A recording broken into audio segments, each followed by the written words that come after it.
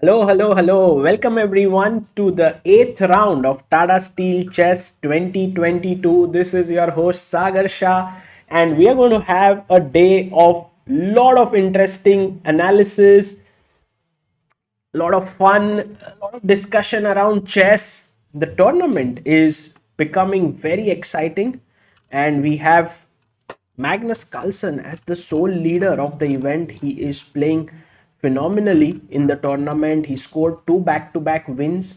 On 4.5, we have Shakhriyar Mamedyarov, and on 4, we have Vidit, but along with him, there are a lot of players on the same score as well. So let's dive into it and begin with our first game for today. We are going to check the game of Praggnanandhaa. Or Vidit. Let's start with Pragg's game and then we will go to Vidit's game because Praggnanandhaa is playing against Shakhriyar Mamedyarov. Now Mamedyarov has been in tremendous form in this tournament. He is in the sole second position. So clearly Praggnanandhaa has his task cut out here. It's not going to be easy for him. But Pragg has been playing pretty well. And let's have a look at the opening. So c4 by Shak, and he says, I'm going to go for the English. Pragg plays e5, and this is the reversed variation of an opening when white plays, let's say, e4 and black plays c5, right? So it's the Sicilian, so this is the reverse Sicilian. g3, c6, and this is an important moment because now if you play bishop g2, then black can play d5. So here is an important move that Shakhriyar played. And can you tell me what did Shak play here with white? This is an important thing to know, that when your opponent plays c6, you can do that. Yes, it's the reverse Sicilian. Mamba, VAT, Jaya Rubin. Very cool. Shyam Vatika says, please stick only to VD game today, please. I think, Shyam, we will look at many games, and when things go under time pressure, we'll focus on Vidit, Pragg, Arjun, Indian games. But I mean, there's so much to learn from different games. So let's have a look at all of them. So the move that all of you are mentioning here is e4. Not really, but d4 is the correct move, and the reason why d4 is so good, I'll explain it to you. But first, d4 is being suggested by Piyush, VAT, Dhanay Doshi and Parth Chandevar. Well done, guys. So b4, the main point is that after you take, queen takes, the knight cannot come to the c6 square. That is a very key reason why this move d4 makes a lot of sense here. So black played e4 here, and now Shakhriyar went for the move queen a4. Now, can anyone tell me what is the logic of putting the queen on a4? How does it make sense? I mean, you've played in the center. How does queen a4 have any purpose here?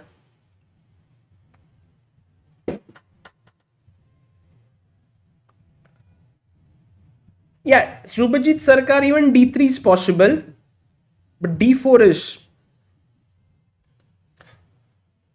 more active.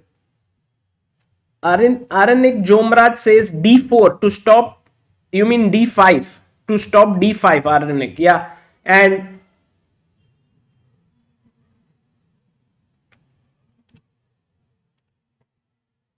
yes, the main thing is not to stop d5, which Pragg played, but to prevent after cd5 black from taking cd5 here. And he can take with, if he takes with the queen, that would be a total disaster because of knight c3 here, right? And white is totally better. e4 is under pressure. Bishop g2 going to come up. That's a bad position. So Shakhriyar here came up with an interesting move, b5. And you might wonder that how is this working? Like, has it been played before? What is the logic behind this? And if you see, let me take you to the ChessBase 16 and Mega Database board. Here, if you look at this, this has been played only in 2 games. Eccles versus Sherwood in email game, that is the correspondence chess, and Eccles versus Faust. So it has not been played before in over the board chess. And so Shakhriyar, actually here we had Swidler versus Giri, and in that CD5 was met with bishop d7. Giri had this preparation of bishop d7 and Shakhriyar has gone b5. Also SL Narayanan has played knight f6 in this position. So very interesting line played by some top players with this queen a4. But Mamedyarov here, oh actually Praggnanandhaa is black. So Praggnanandhaa has come up with this prep here. Sorry, my mistake. b5 is Praggnanandhaa's new idea, not Mamedyarov's. And he has played b5 in this position. And let's go back to the board now. So b5, and here he went queen b3, and now Pragg played knight f6. He's like, Shak, if you want to take this, take it. And then what Pragg would have done is played knight takes c6 here, and if queen takes b5, then here bishop d7, already like black is 2 pawns down, but now knight d4, rook b8, rook can come to c8. There is a lot of play, lot of activity. So b5 के बाद here knight f6, and by the way, when b5 was played, Pragg, I think Praggnanandhaa has this style, even if it is his preparation, he takes his time. Shak played bg5 and Pragg played queen a5 check. After thinking for 9 minutes here, knight to c3, and he pushed his pawn to b4. Now guys, this is all best moves of the engine. So clearly Pragg is prepared. He takes on d5 with his knight. And Mamedyarov here comes up with a very interesting move. You know, what would you play here as white? White to move. Tell me, what are your thoughts in this position? It's a crazy, wild position. What would you play? By the way, here I have the live board of Vidit versus Grandelius.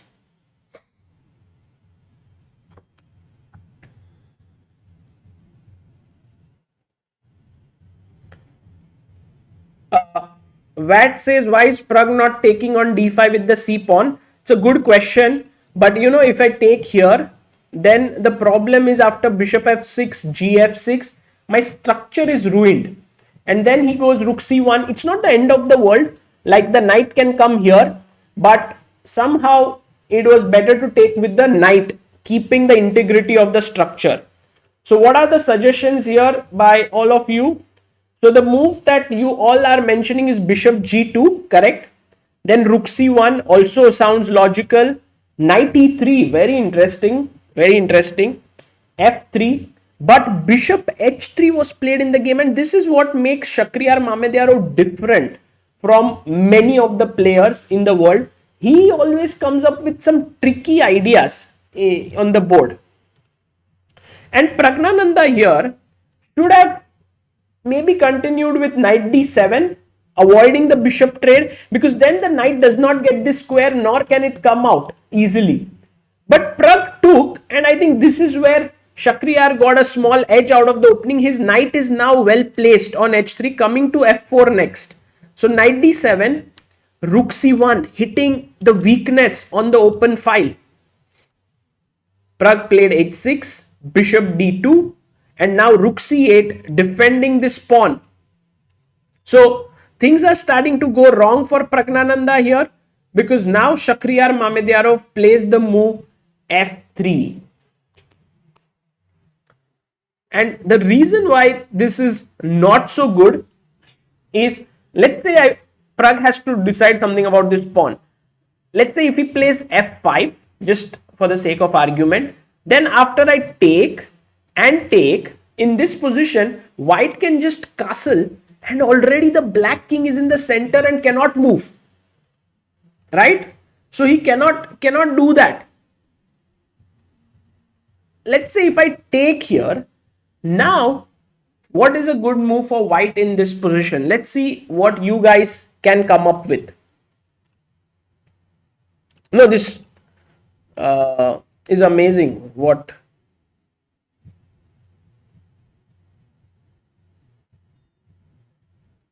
Prahlad Sen says, why not f5 after bishop h3? Possible, I guess. Maybe knight e3 he plays there. It seemed like a possible move.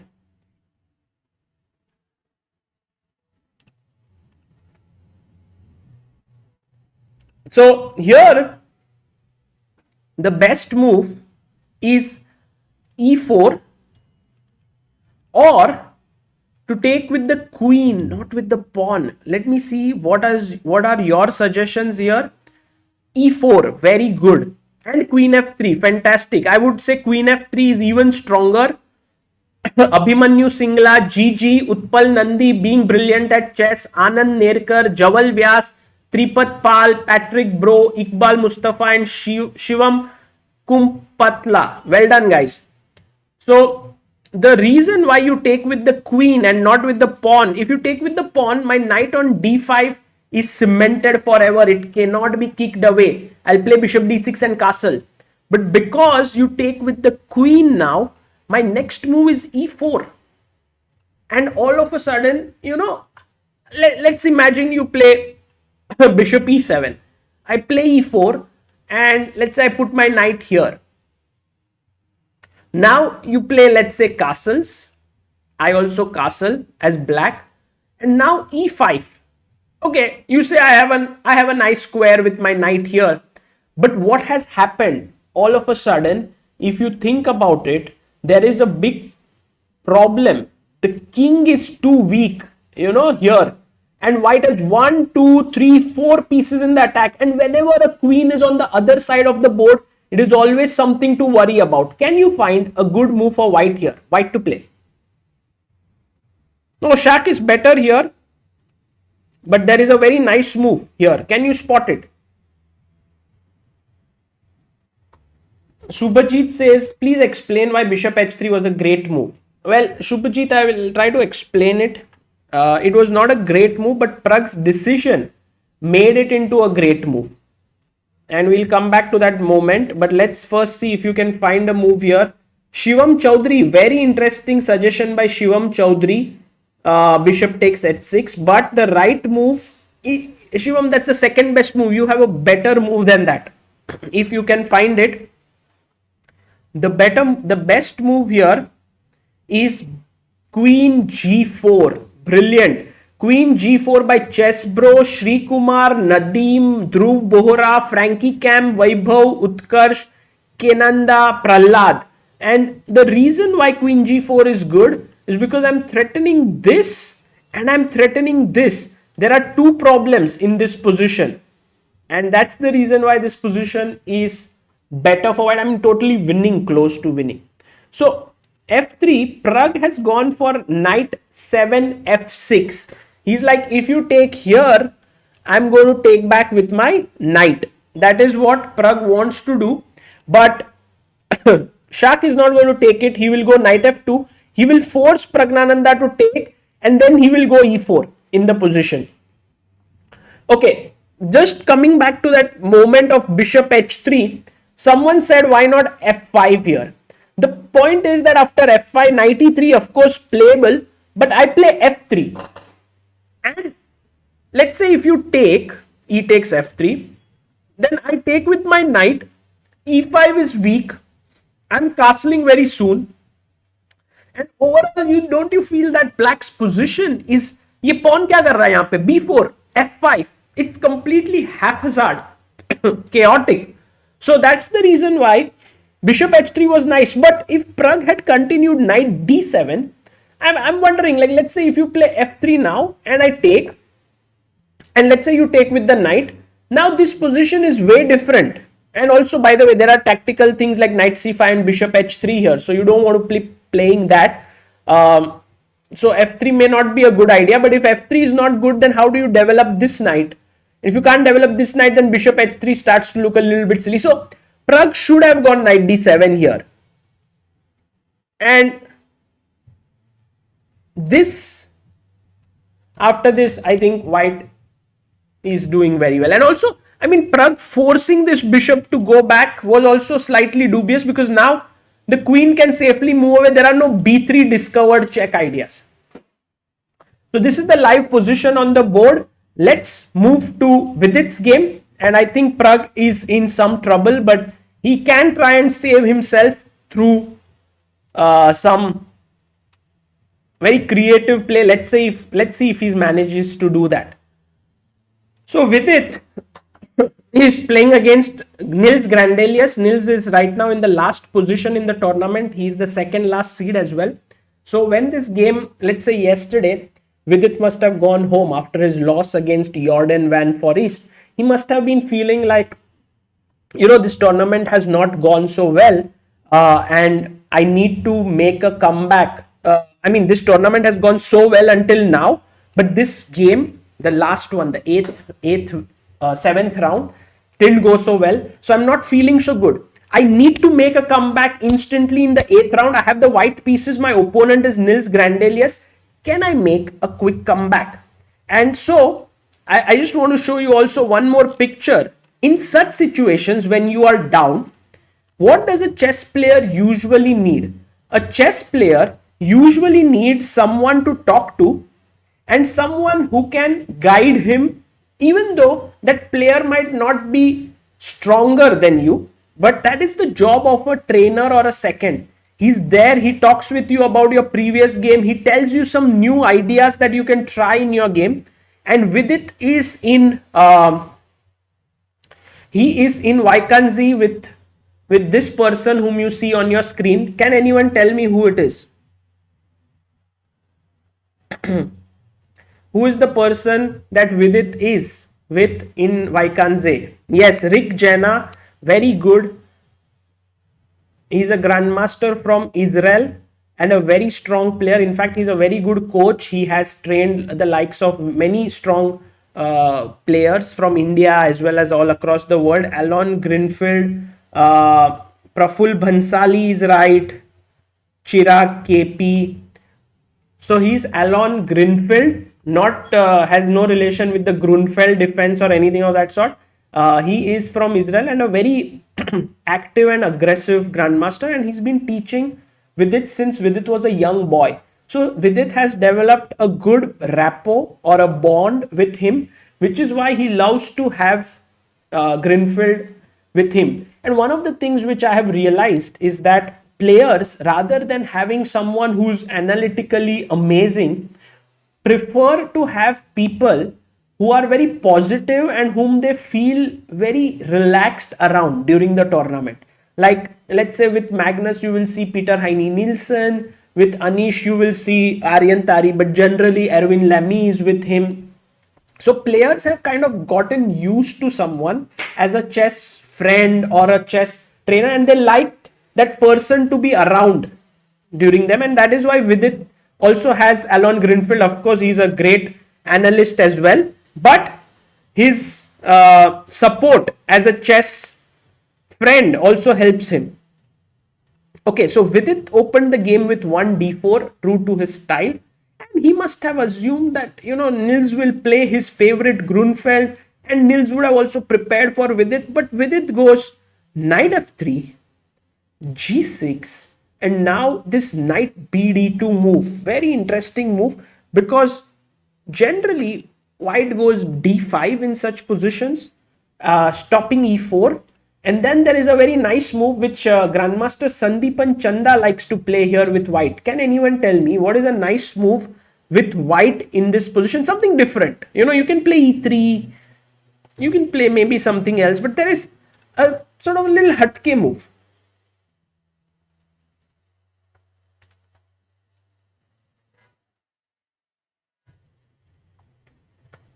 So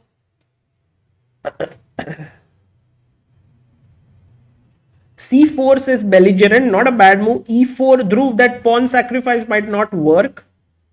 But Shailaja, very good. Rick Jena, absolutely right. b4 is the move that I was looking for. Vishwesh, b4, And what happens is that in such positions, you play on the dark squares. It's a nice opening to look at. You can look at some games of Indian players like Sandeepan has played it a lot. But black went bishop g7 and Vidit said, you didn't stop it. I'm going e4 now. Castles, and Vidit went e5. And if you see this e5, you might be a little bit confused as to how many times has this happened. Knight h5, g4. It's going all out. Knight f4. And what is this happening? White is just pushing all his pawns. Black knight is getting pushed around. Well, let's try to figure it out on our ChessBase board as to how many times has this position occurred before.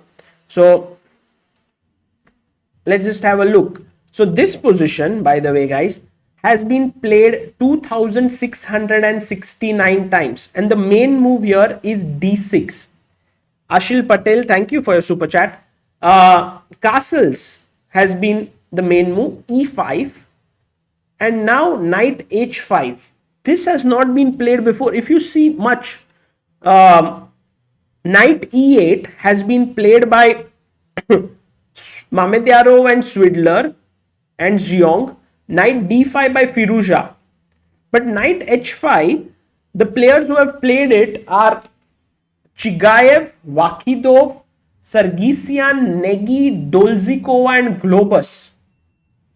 So 6 games, g4 in those games, knight f4. Now Vidit went knight e4. This has been played in 5 games. d5 also has been played. So it's not new. Andrew Tang, Nabati, so many players with white have played. Knight g3, knight e6. And guys, look at this, knight f5. This move also has been played by 3 players, Andrew Tang, Dolhaunova and A. Bakro. So Vidit, by the way, in the game, the way he played this move here, knight f5, that was very interesting. He got his knight here on f5 and he's telling his opponent that, look, if you want to take it, I will take back with the pawn. And then I'll open the G file, I'll put my bishop here and I will have a dangerous attack against your king. And look at his time, he has 1 hour 42 minutes, Nils had 1 hour 36 minutes. Nils was also prepared, he went C5 in this position.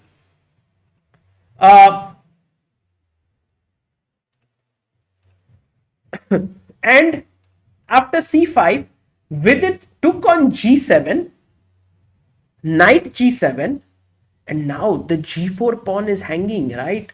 So black has actually tried to play in the center against white's sort of premature attack. What should white play in this position? Let me know in the comments what are your moves in the chat, guys. What would you play here? Yeah, just to make it clear that taking the knight was not a good idea at all, because if you took, where does the knight go? That is also the first question. It's trapped. And secondly, this is a very dangerous thing that is happening on that side. Yes. So the right move in this position, and as suggested by many of you, is h3. Anirudh V, Himika, Piyush, Ayush, Goransh, Chessbro, Rishabh, Snehashish, Aman, Babu Rao, well done. So the move here is h3, and now what happens is that you cannot take here because that pawn was hanging.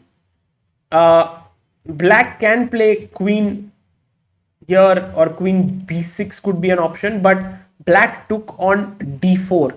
And look at Vidit, he still has 1 hour 40 minutes and he rushes, and in a minute he plays bishop h6. So this is still his preparation. Bishop h6, in came a check.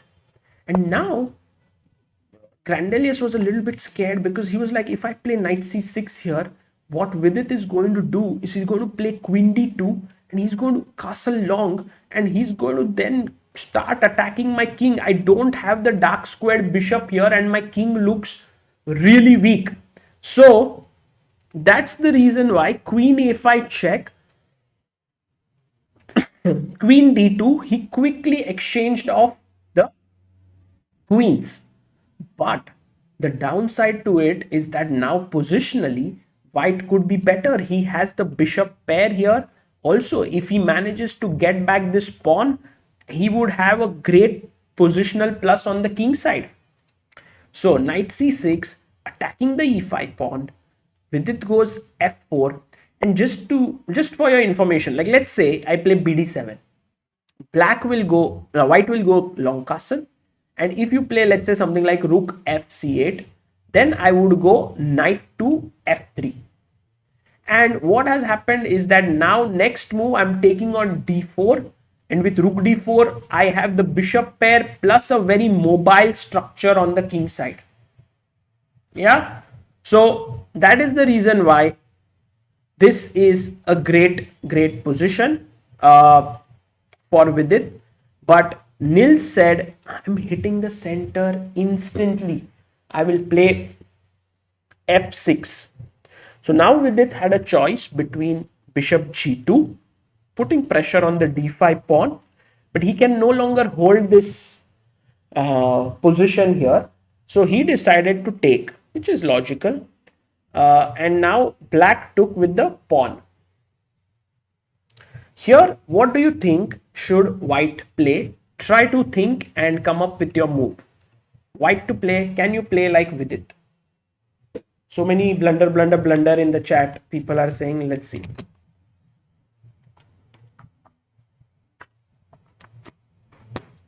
Anirudh V, bishop g2 makes a lot of sense in the position.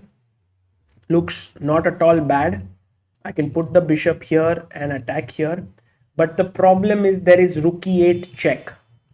So I don't want to be playing bishop g2 and then, my king has to go to f2. And it's not the end of the world. It's not like a big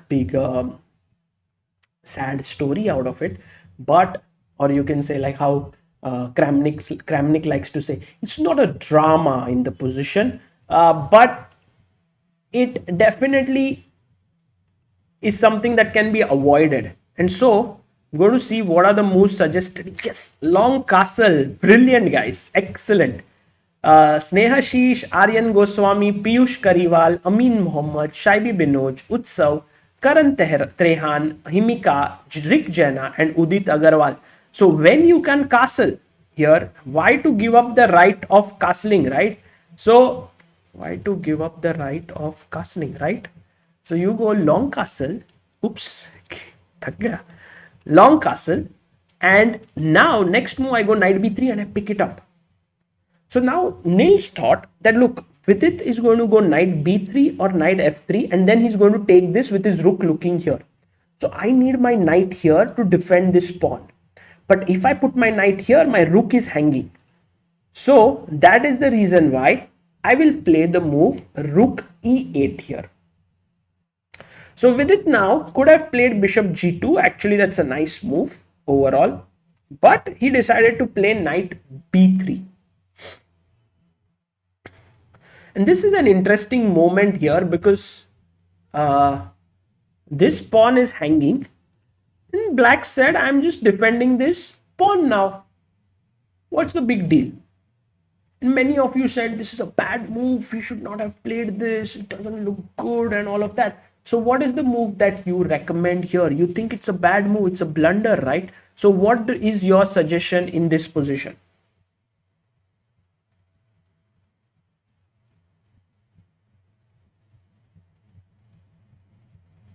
Krishna Prabhat says, Sagar bhai, what's your take on Anish's interview where he thinks he's not a good chess player? Where did he say that? I believe he's an amazing player.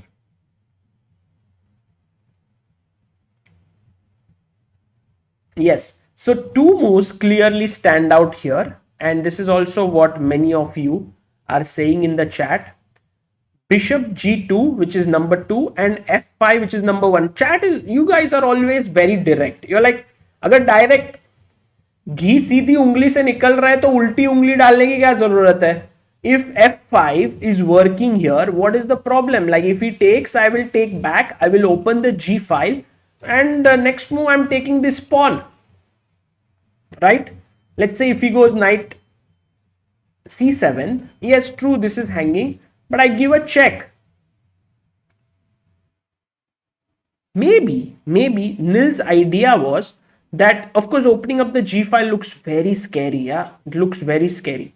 But Nils could have thought, I'll go knight g7 here. But knight g7, the issue can be that firstly, bishop g2 is always there hitting this pawn, but I can also take on d4, g takes f5, and now bishop d3. And if you take fg4, I will take hg4, and now my bishop is looking here along with the rook. That looks great. That looks great. So f5, all those who have mentioned, I will agree with this. That's a nice move. Mamba, Vaishnav, Chirag, Ujjwal, Anirudh, Goransh, Utpal, Shaibi, Pokhu, Karthik.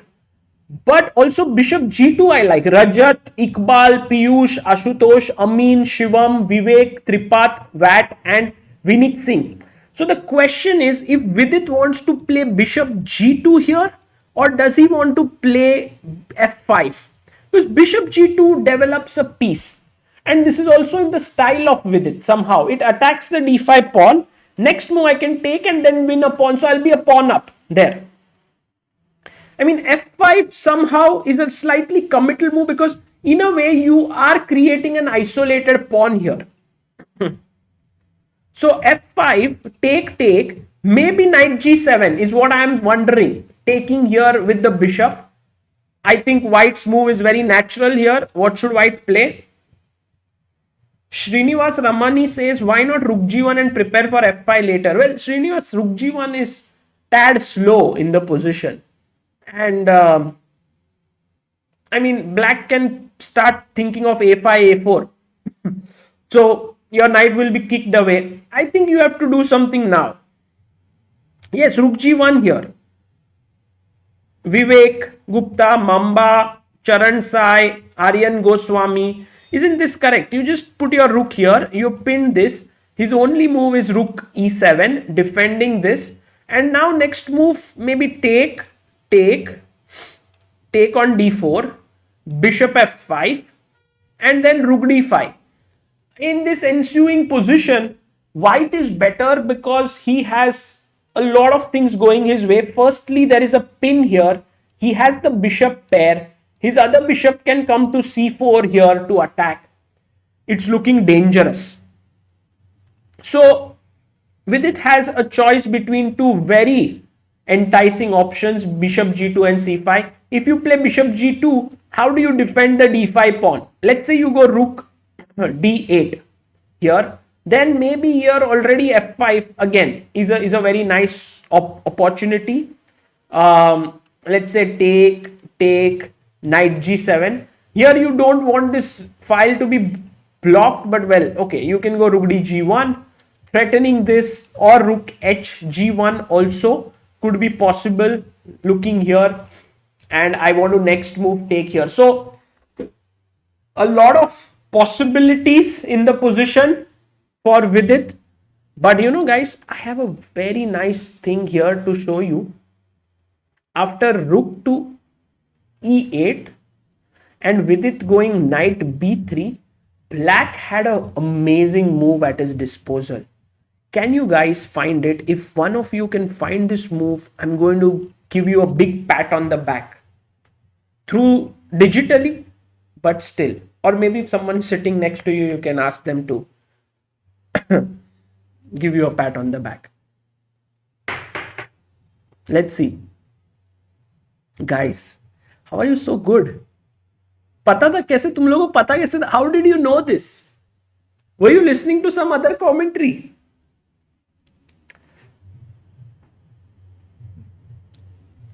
Or you found it on the board? Amazing. Look at this. The number of people who have found this move bishop f5 is so huge.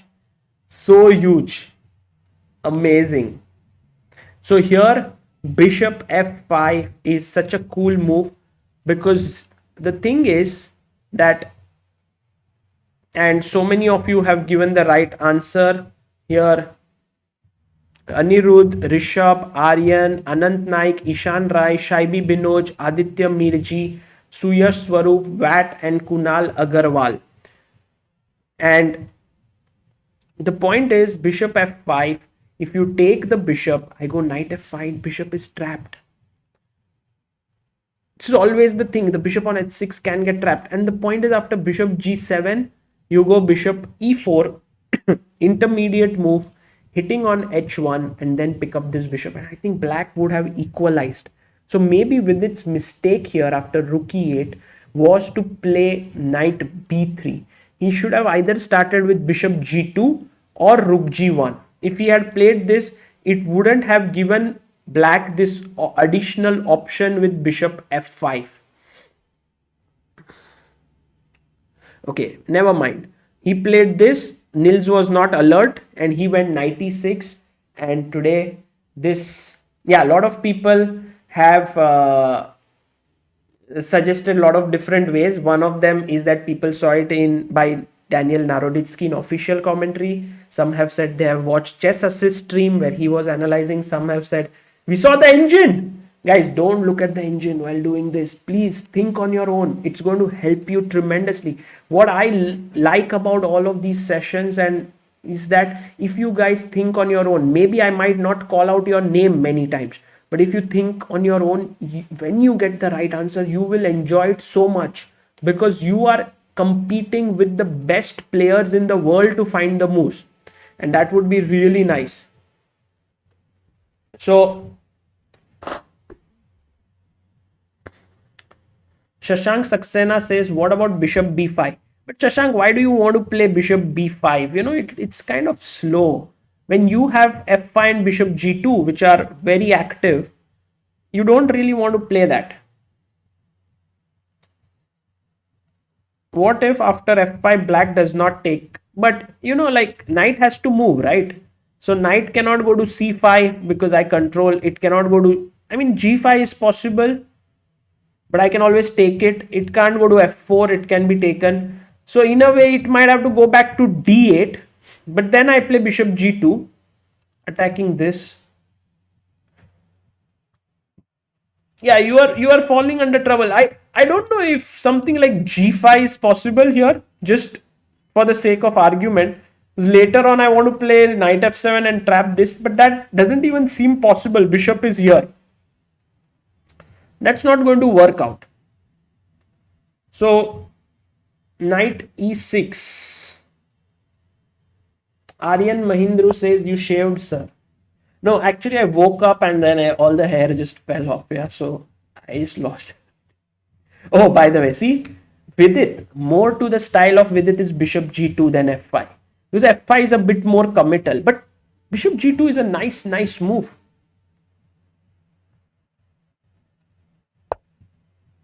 And instantly played by Grandelius, knight to c7.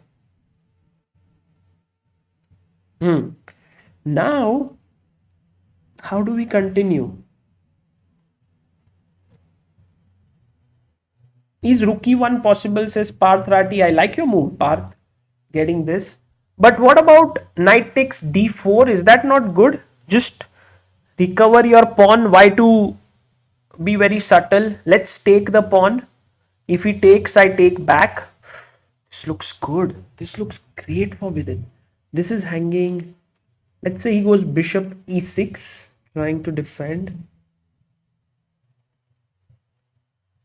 Yeah, what I like about this position is that after, let's say, something like f5, if you open it up, let's say gf, bishop f5, this will land up in white's favor after this. Because f6 is weak, e4 is attacked. So let's say if you play bishop e4, I can take, let's say pawn takes, then there would be rook d7. So rook takes,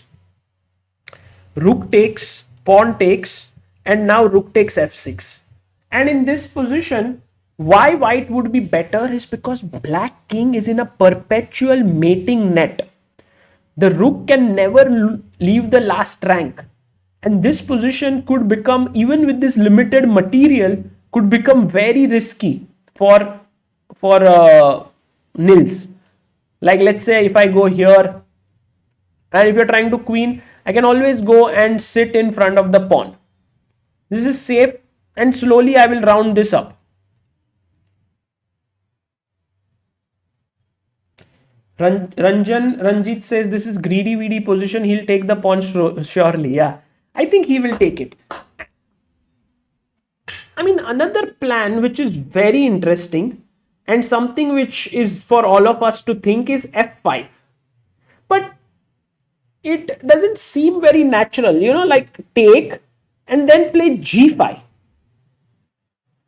The only reason why someone would play this kind of chess is because this bishop is now limited by its own pawn, and then I can use this to attack. But I don't think that's going to happen. When you have such a simple and a good move like knight takes d4, you are not going to go for this f5 kind of a thing. Kushagra Goyal says, will Vidit go back to the top with a win today? It all depends on what Mamedyarov and Carlsen are doing. So if we have a quick look at Carlsen's game, that would be interesting because he's playing against Samuel Shankland, and interesting position here on the board. What I like, by the way, guys, is that Carlsen today, if I'm not mistaken, c5, cd, cd. He played, you know what is this known as? This is known as a gambit. Check, bishop d7, queen d4, ed, queen d5. He gave up a pawn in the opening. Count the pawns. White has 6 pawns, black has 5. Does anyone know what is the name of this opening?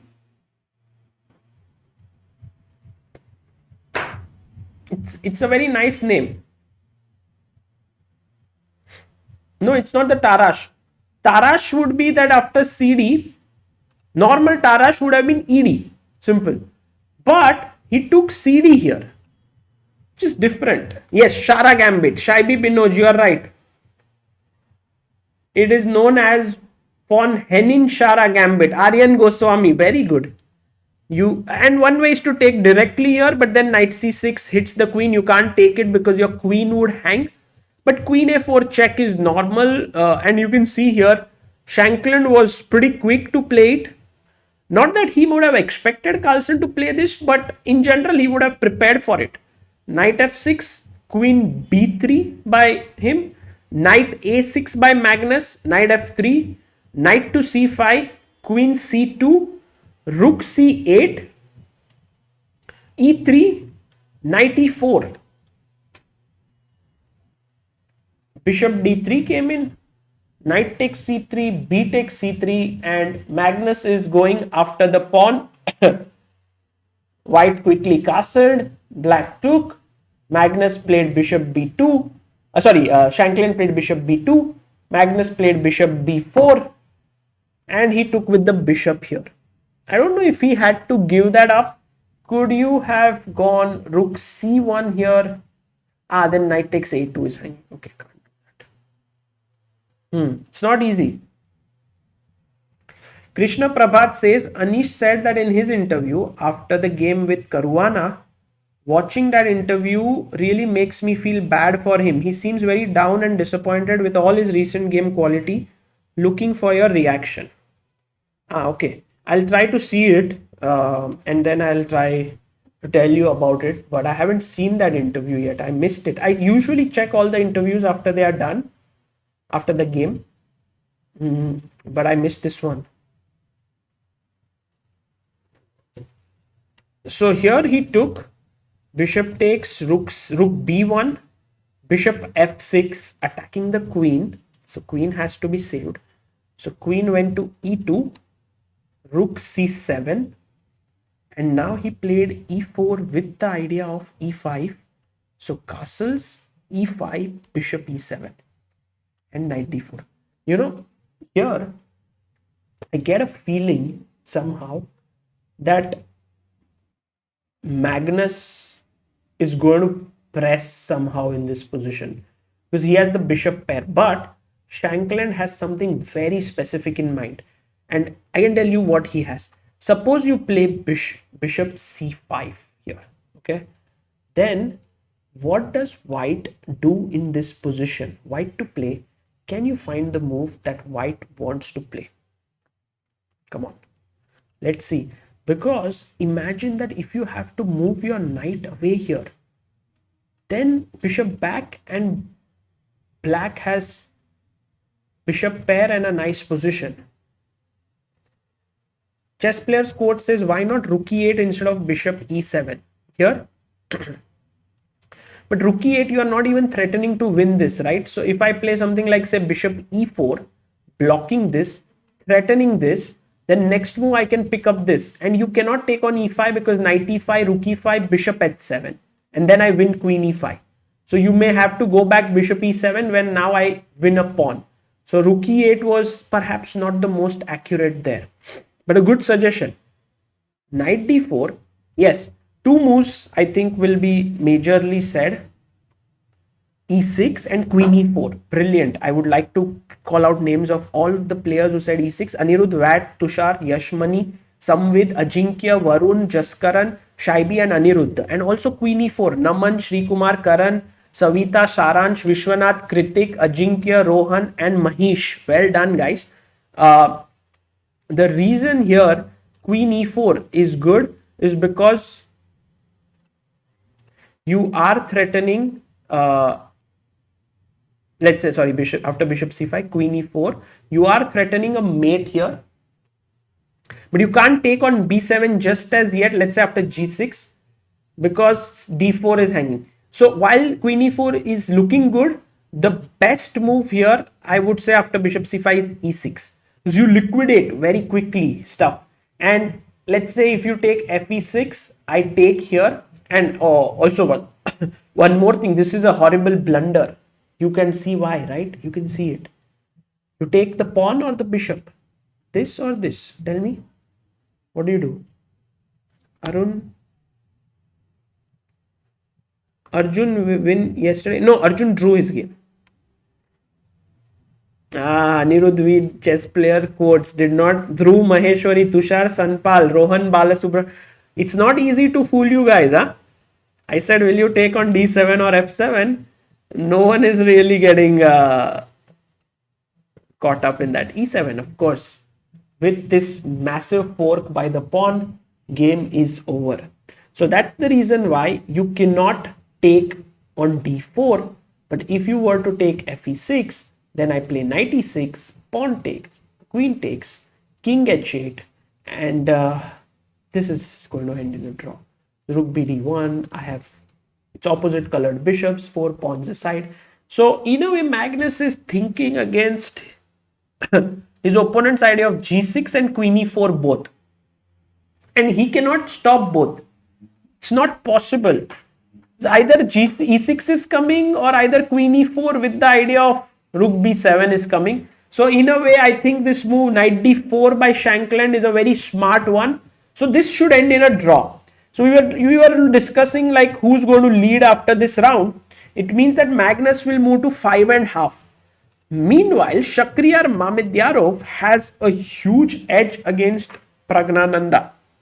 Is there any chance of Praggnanandhaa being able to hold this? Tough. Also, you might ask, like, how is Praggnanandhaa so worse in this position? He's a pawn up. Look, 1, 2, 3, 4, 5, 6, and here's another 7, while white has 6 pawns. Well, the reason is this pawn is a goner. It'll die pretty soon. But also, I'm threatening here. I'm also threatening to win this b4 pawn. So imagine that you decide to save this pawn. Now, I go rook c1. I hit your knight on c8. So you would definitely want to save your knight. But now I go king f2. Let's assume that you castle. It's a good thing to castle. I take. Now in such a position, if you just look at it carefully, black is totally busted. It doesn't even matter if you play rook c8. I can just take, knight takes, and now king e4. White's pawns in the center are like bulldozers. They'll just come down the board and simply blast the position. And next, king is coming. The king is so active. I mean, I could just show you a glimpse of how the game will go about. You know, like you just have to be a little careful if tactics are like knight c5 and stuff doesn't happen easily. But yeah, you can try. Like here, let's say this, I take, you take, I play d5, I play d6. Now next move, I'm coming knight d5, you take here, king takes, king c6, d7. Yeah, queen side collapses. Absolutely. There's no coordination in black. That is the issue. Black's pieces, it's just material equality. But quality is, there is no quality here. It's only in quantity terms it is equality. So that's the reason why one can feel that Praggnanandhaa is going to go down here, which means Mamedyarov also reaches from 4.5 to 5.5. Anish is on 4. Is GM Abhish playing for Shakhriyar, says Mr. Great One? Well, generally in such structures, you know, guys, king coming here is quite common in the center with the central pawns. Okay, let's have a look at Esipenko versus Anish Giri. Whoa, look at this. What an imbalance here. Anish Giri has 3 pawns for a piece. And you know, he actually out-prepared his opponent, I feel. e4, e5, knight f3, knight c6, bishop c4 Italian, knight f6, d3, bishop c5, c3, castles. He's allowing bishop g5, by the way. And now he played d5, pawn takes, knight takes, rook e1, bishop g4, knight bd2, knight b6, h3, bishop h5 here. And now he took knight d5, queen e5, and now the main move is, of course, going back. We have seen so many games in this line. Some of the games that come to mind are Firuza Aronian at World Blitz last round, Anand Rajabov World online Olympiad. So many games have continued with this position, and I know that, you know, you go like rook a d8, like here rook a d8 or something is played, then you drop back queen c8. Isn't it this position? Oh, he went rook f e8. The main move here is rook a d8 and then queen e2. Remember, rook here, queen e2, then you go back queen c8 or something. And the only difference between Aronian and Firuza was that a4, a5 was included in that game. So that's the reason why here rook f8 was interesting, and Esipenko said to Anish, hey Anish, g4 is now not so good. So Anish said, I'll take, king here, I'll play knight e5. I'm actually interested to see how much of this is theory, because Anish played it very quickly, and I'm sure that this was his prep, but I think we can confirm it with ChessBase, with our mega database and ChessBase. So let me just bring that up. Yeah, so this has been played before in how many games? 730 games. Knight bd2, knight b6, h3, bishop h5, bishop b3, queen d3. Anish has played this with white against Nakamura already. Knight e5, queen f5. You've seen this 38 games. See Anand Rajabov also here. Knight ef3 and rook a d8 is the main move. Only 5 games with rook f e8, and the players who have played this are not super GMs. Rook a d8 has been played by Rajabov, Aronian, Wesley So, Vidit, Shiro, so many players. But rook f e8 is not played by too many. So, and also here g4 is the move. Now, one logical question is, isn't here also g4 good? But here after take, king h1, let's say knight e5 is not possible here, firstly, because knight e5 there is rook e5. You cannot do it with rook on e8, that's different. And here there is knight h2, bishop d6, and it doesn't work out so well. But in this position after rook f e8, now g4 takes here. If you go king h1, I think you are in for some trouble. Yeah, here. No, he played king h1. Now knight e5. This has been played in Rose versus Larson. Again, correspondence game. Guys, I'm going to tell you, correspondence games are just something which so many top players are using, and it's something that truly is useful to prepare. And that's the reason why I would highly recommend many of you, like all those who are serious. It's not something which is for people who are just playing it for fun or something, but if you are serious about your chess, then you can actually check out the correspondence database of ChessBase, which is recently released in 2022, like 2021 end, and it has 2 million games already which are not there in the mega database. So you can check this out, and it can be something very useful for you, because all the top players are using this correspondence games for their new ideas in chess. Okay, coming back to the game. What is correspondence game? Is my mic voice is not clear, constant cracking sound? Is that true? Is the mic sound not good, guys?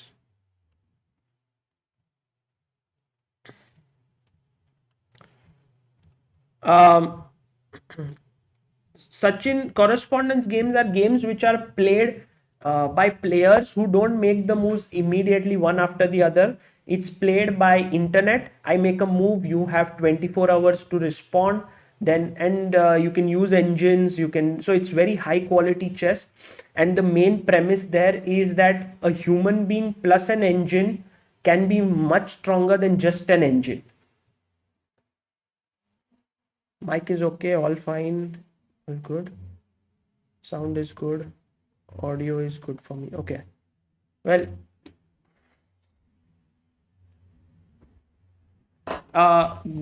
Ashutosh says, isn't bishop f2 possible here? Yes, Ashutosh, bishop f2 is possible, but after rook f1, white is able to coordinate. Here, black's main thing should be not allowing white to coordinate. So after knight h2, he went queen g6.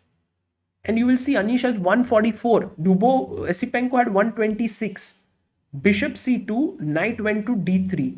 He took, queen takes, and now knight f3 was played. Also possible was knight b3, but clearly he's still in Anish's preparation. Anish took the queen after 3 minutes, took here, and bishop f2. And Anish said to his opponent, I have 3 pawns, and you have an extra piece. So, I mean, 3 pawns should be good, but Esipenko says, but all your pawns are on the last rank. That means a piece should be superior. Anish says that slowly I'm going to start pushing them. f6, g5, h5, king here, king up. That is his plan. Let's see how he does it. Bishop f4, hitting the c7 pawn here. c6, rook d2, bishop e3, trade, knight d4, and now knight to c4, rook f2, rook comes to the center, rook f1, and you can see now, first knight back, knight f5, he even takes it, and now f6. King comes up, king f7, rook d1, h5. If you give me a check, I don't care, I'm going to block it. So one question to you is that after, let's say here, which rook should you block with? e7, rook 3 e7, or rook 8 e7? Let me know in the chat. So let's check.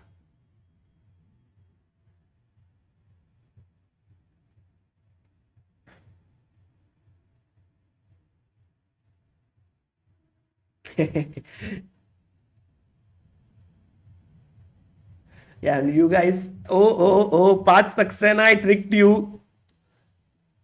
Yeah. Few players, a few people have been able to trick. So king e6 is the move here, guys. All those who got tricked. Sorry for that. You lose a rook. Look at this. So many of you said rook at e7. देखो इतने सारे लोग and so many of you said quickly. Parth, Gurnur, Satakshi, Kavish, Swastik, Belligerent, Krishna Pandit, Gautam, Uday, Manthan. No, just losing a piece. And very alert are Anirudh, Surindira, Shreyas, Piyush, Mahish, Sujal, Karthik, Jeel, Avrajit, and Tushar Sanpal. So sorry guys for using such tricks, but you have to be alert. Trust no one. Yeah, when on the chessboard. So you can't give a check. Yes, you can win this pawn, but then the downside is that he will give a check and he will want to pick this up on b2. So he decided, Esipenko, that he will go back to f2, and Anish has pushed his pawn to g5. And all of a sudden, it seems like the black pawns, don't they look much stronger than the white knight? I mean, where is the white knight going? If the knight could somehow magically sit on f5, maybe, but it's long way off. And now I'm going king g6, f5. I'm also not averse to exchanging one rook. Like if you if you do this with me, I'm very happy. You know, I could even take it back with my king here. Let's say I take with the rook. You play knight f3. You're threatening knight g5, but I go king g6. Now you go knight d4. Your idea is knight f5 here, sitting here, but I will play rook e5, stopping you. Next move, I am threatening f5, f4, c5, pushing the knight, king f5, g4. It's going to be quite difficult for Esipenko to hold this position. It's actually going to be very tough. Okay, so Anish actually, after beating Fabi, getting a walkover yesterday against Dubov, and now getting a good position against Esipenko, he's coming back. He's also on 4 points. Let's go back to Vidit versus Nils Grandelius, because after knight c7 here, we were expecting Vidit to take this pawn. Everyone was like, oh, this is the most normal move, Vidit, greedy weedy. But he played f5. What's up, Vidit? Very interesting move. In fact, this is the idea we were discussing, gf5. Let's go g5. But Vidit here decides for rook hf1. This is creativity flowing. Yeah. Okay, one question to you. Suppose he takes on g4, which most likely he will. Vidit will take on f6 because that looks the natural move. And now I take g takes h3. What is Vidit's idea here? What do you think is the reason Vidit played this? Any thoughts, guys?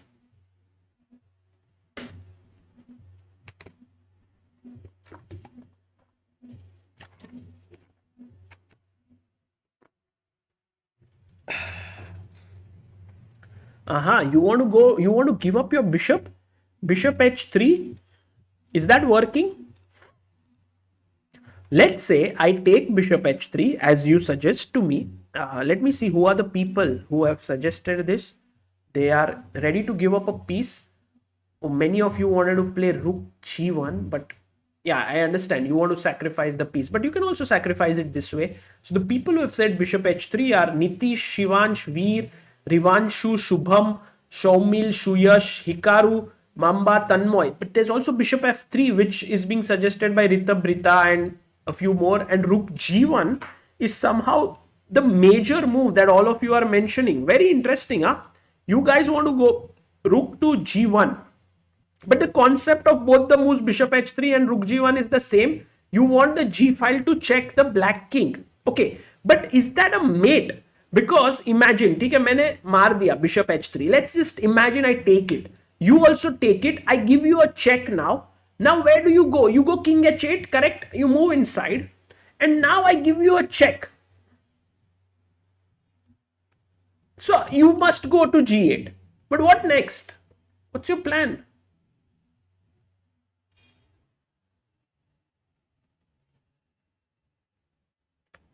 No, how do you finish him off? Even with rook g1 line, this is the same position, right? That would have come. Or there is some difference. You are saying the bishop remains on c8. So is there a difference in that?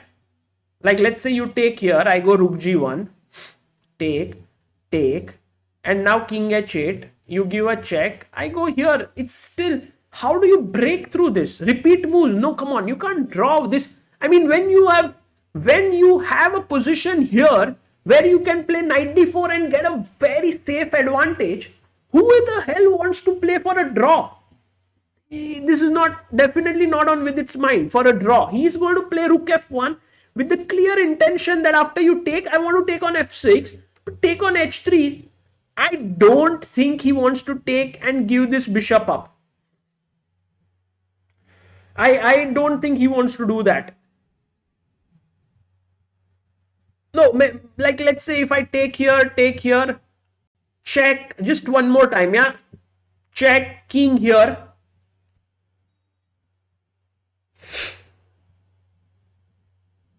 And it's not so clear how to continue. Should we, look, there is one idea. Rook f3.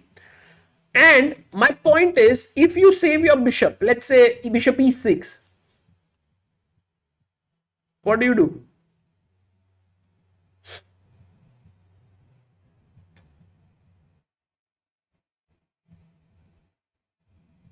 This could be a variation that Vidit was thinking of.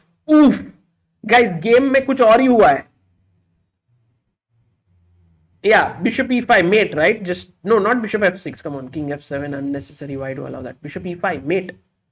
Rook controls this, this bishop controls it, over. Bishop g4, I take rook g4, khatam, Tata, bye-bye, khalas. Okay, that does not work. But rook f3, he can go knight e7. And the moment you give a disco, I'll go knight g6. And there the position, okay, you can argue that, here I have a small edge, but pawn down. And this is not what you wanted. So anyway, in the game after fg4, he didn't take. After rook f1, Nils played king f7. Because human beings are afraid many times. And Vidit instantly took gf5. And the bishop is limited here by the pawn. So very nice position. If Vidit gets bishop f3, bishop h5, khalas, that's game over. I should reduce saying the word khalas so many times. By the way, rook e5, bishop f4, and this LPDO. Did you pick the habit of khalas? Yeah, I was saying that from Dubai once or twice. I saw people saying khalas there, but it looks a little bit like not if it looks dangerous, you know. I am not a chess commentator then anymore. It sounds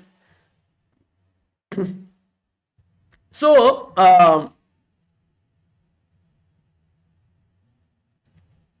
Well, I think Nils should have gone for this, you know, rook f6, gh3. And I don't think Vidit would have gone for bishop h3. He would have played bishop f3 here. And maybe this was what was on Vidit's mind. I mean, engines say that after knight e5, bishop, let's say, to h5, knight g6, you're able to perhaps hold this position. But Vidit has the initiative here. Perhaps this was his idea. But you know, when you have a choice between going here or playing like knight takes d4 in this position, I mean, this was the simplest way to play for Vidit. He generally prefers to do this way. But today, Vidit is in an aggressive mode. He's playing more aggressively than normal. And he decided that I want to play f5, gf5, rook f1. And now, okay, he didn't take. His opponent played king f7. Vidit took. And now rook, sorry, not rook e5, rook g8 was played. Okay, interesting.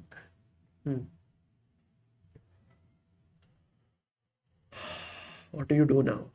Because he's threatening your bishop here. Vidit went rook d2 instantly, almost.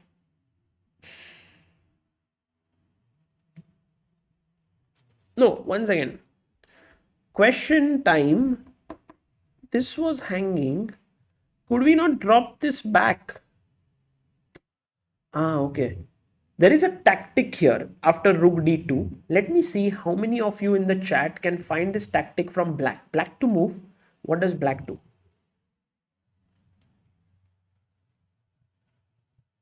Let's go to Arjun's game next. He's the leader in the challengers section. So yes, Ashutosh, after GS3, rook d f1 was possible, but I would just move the bishop from c8 and then the e8 rook would control f8 and there was no mate perhaps there. Right now we are on move number 23, so 17 more moves to go. So that's a lot of moves. Both players are quite low on time, but this is the first time that Nils has Vidit's opponent has less time. Generally, it's Vidit who is struggling with time pressure. Let me see what are the moves that you guys have recommended. Bishop takes f5. Oh, chat, you are amazing. So Rishabh, Snehashish, Aniruddha, Srihari, Raghav, Divyam, Chess Masters, Khyati Pranjal, 1234B, Naman Khandelwal. Well done. So bishop takes f5, rook f5, and now king g6. That was the point. This is loose, this is loose. I can't defend both. So here maybe you go rook f2. I take on h6 and rook f6. I would play rook g6. And in this position, one would imagine that black has sufficient resources to hold equality. Although white is slightly better, black is a pawn up. It's not simple. So let's see if here Nils is able to find bishop f5, because if you don't play bishop f5 here, and let's say you make bishop d7, which is like a horrible move, then I go bishop f4, I just get my bishop out, I attack your knight doesn't have really a great square to go to, and you play say knight d4, knight e5, I take knight d4, and white is in complete control here. This is exactly what you don't want. I think Nils will find this. This is a move that a strong GM should find. Arshad84 says, would Karpov be 2800 rated or in top 5? Ooh, he doesn't find it. If he was born in today's era with engines due to his playing style. I'll come to this question. Interesting question. Knight e5. That is just a terrible move by Nils. Because the reason why I don't like this move is not because, just take knight d4, and after this his bishop is blocked by this pawn and this is weak. After this Vidit has a free ride in the position. So Tirth Patel says after bishop f5 we should go bishop f4. Interesting suggestion, Tirth. But the only problem is that your rook is then not seeing this bishop, and I can move the knight, right? Like I can play knight e6, you want bd5. Okay, got it. How about I take this, you take on g2, and then I can move my knight to e6, but I can also play bishop h3, skewering here. So that does not work. And the moment Nils played knight e5 with it is like, thank you so much, Nils. I'm taking this pawn. Now my knight defends this. Now you are boxed in forever. You are just in a position where you have very little counterplay and you're going to be completely boxed in. No, but this move, I feel like this bishop f5 is a move that can be found only if you feel that your position is bad and that you need to do something drastic. If you think that after knight e5 your position is still okay, then you will not find bishop f5. It's not even that black would have been equal after that. He would be still worse. But now after knight d4, bishop d7, he's just very passive. Okay, it's still an effort for Vidit to convert this. But just imagine that, look, this pawn. See the harmony in the position. Bishop says, I control the dark squares. The rook says, I can come and attack you. Pawn says, no, you can't do it. I'm helping the bishop. No one can come. Knight says, I want to come here. Pawn says, I can't. Knight can't come here. Bishop controls. So the knight says, I'll come here. So white says I'm playing b3. अब क्या होता है, ये knight cannot come here, this knight cannot come here, because if you go here you lose bishop d5. This bishop cannot move anywhere, here bishop cannot move. You can play a bit with your rook in अंदर जो खेलना है वो, but yeah, I mean position is so sad, so bad. I will go rook f4, rook h4. I can even move my king up here. I can gain some space with a4. I can do several things as white. So that is the reason why Vidit seems to be in a totally better position here. And he will go b3. I feel stopping knight, because this is an active plan. Why not stop it? Oh, coming to the question of knight, of whether Karpov could have crossed 2800 if he was born in the present era. My question is, my answer would be that all the world champions who became world champions in whichever year, if they were born in the present era with the same talent as they had, yeah, I think they would have all gone past 2800. Because there's something about being a world champion. Beat Mikhail Tal, beat Smyslov, beat Botvinnik, Capablanca, Lasker. They understood chess at the best level in their era. So when it comes here, they would definitely be able to adapt to the new situation and reach there. That is my feeling. But well, you can of course argue with it, because it's hypothetical, right? Oh, by the way, Arjun won. What Arjun won? What happened?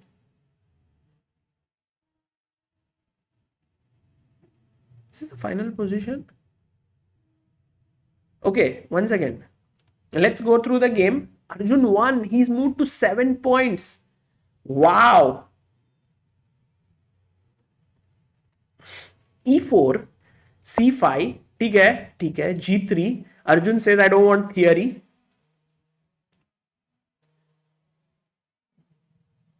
So, bishop G2, ED, castles, knight F6, D4, takes, knight takes, bishop E7, H3, okay, castle, bishop E3.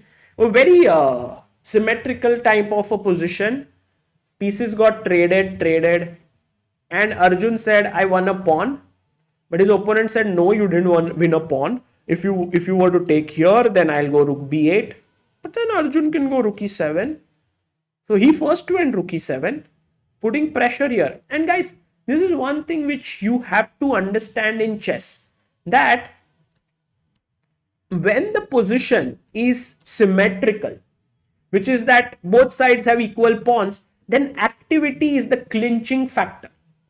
तो यहाँ पे जो activity है bishop का, the bishop which is so active along with the rook moving to the 7th rank, even though it looks like a minuscule edge, it is very difficult to extinguish it because black has no pawn breaks.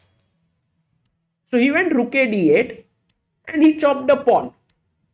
a5, he came with his rook, a4, bishop c6, rook d4, rook d7.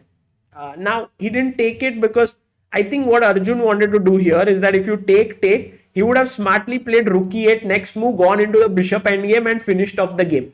Because this pawn is weak, he will bring in his king and it's just winning. So he went rook b4, trying to put pressure here. Arjun said, I'll go back. If you take here, you will lose your piece. Rook c1, over. So goes bishop f5, a3, rook b6, he took, second pawn up. Okay, black took here, rook e5, rook b8, rook b5. Nice move, yeah. This is what good players do. If you take here, bye bye. Not even to use that word. Rook b5, king f8, rook d8, check, takes here, He played bishop e6 and bishop b3. And well, you might say premature resignation, but well, this is lost, yeah. 2 pawns. I mean, you can just simply play rook b4, a4, b3, rook b5, b. Just धीरे धीरे करके जीतेंगे. And so Arjun won. Yeah. Live rating 2655. Wow. Wow. 2655. Guys, doesn't that make him India number 6? No?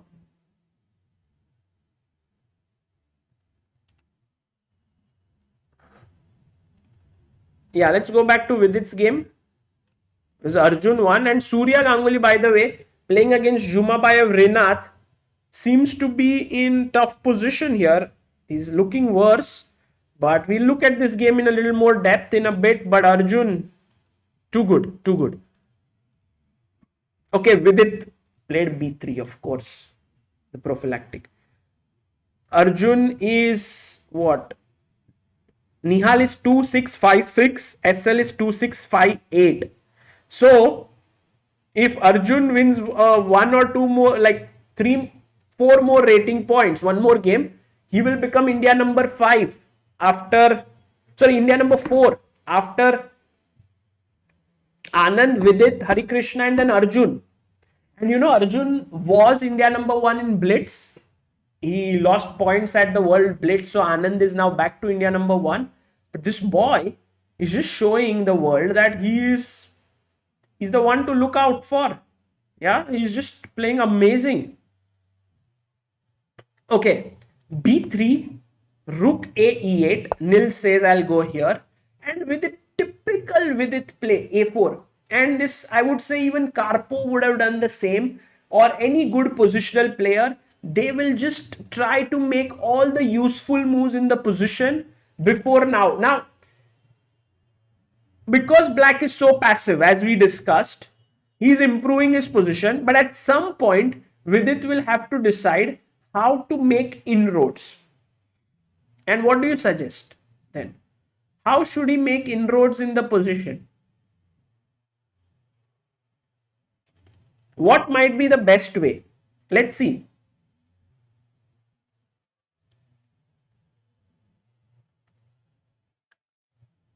Yeah, Adnan Ahmed says Arjun is now world number 89. He has increased 45 ranks in this tournament. Like, he was world number 134 and he's now 89.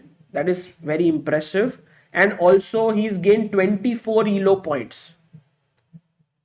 Okay, so Nihar Rughani says, why not rook g1 for Vidit? But why to pin your rook? Yeah, Nihar, not good. You want to play bishop? I don't get it. No, try to tell me instead of a move. Maharishi Joshi says, Sagar, I think you're tensed, your face's glow is gone. No, I'll tell you what has gone. My camera's setting. This is very nice, because if I use a better, like if I turn the brightness and all, I will look better. If I turn on the light also, but not my face glow. My face glow is the same. Yeah, try to tell me a plan rather than just telling me a move. If there is some plan.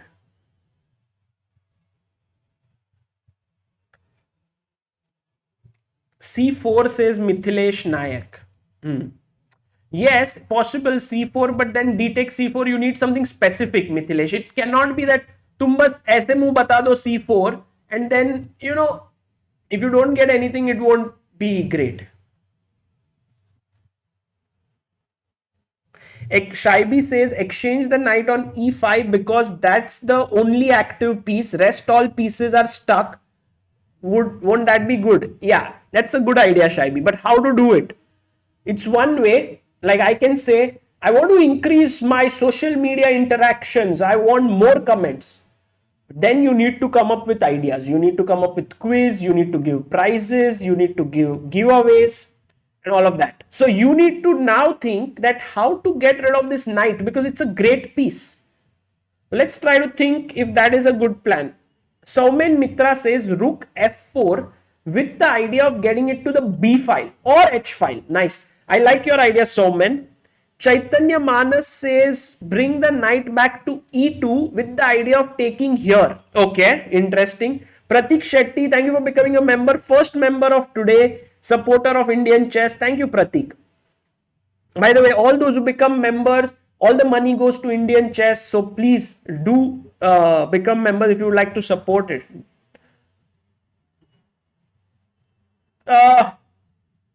So bishop f4, I like your idea with the idea of rook e2 and rook e1. Yeah, just hitting here. So that's one idea. Good plan to keep in mind all the time. Please be aware that f5 pawn could become weak if the knight moves. But right now the knight is controlling. Also, this piece should always be kept in mind that you don't want to lose it. So maybe dropping the bishop back to h1 can be a good idea. And bishop f4 played. Chat, whatever you are saying, Vidit is listening, yeah? He is now planning the same exact thing which you guys were saying. He wants to gang up perhaps on the e5 knight and take it twice. That is his plan, it seems to me. We'll go to Praggnanandhaa's game, we'll check. But for me, it's still not 100% clear if I can break through. Just imagine I play rook e7. What do you do? Suppose rook e2, maybe rook e2. This tactics.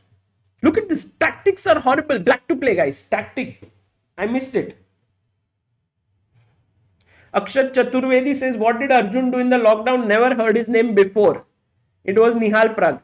Well, yes, a lot of people always spoke about Nihal Pragg because they are very talented, but India has more talents. There is Arjun, there is Raunak, there is Gukesh, there is Leon, there is Bharat Subramaniam who is coming up. There is so many talents. Arjun Kalyan who recently became a GM.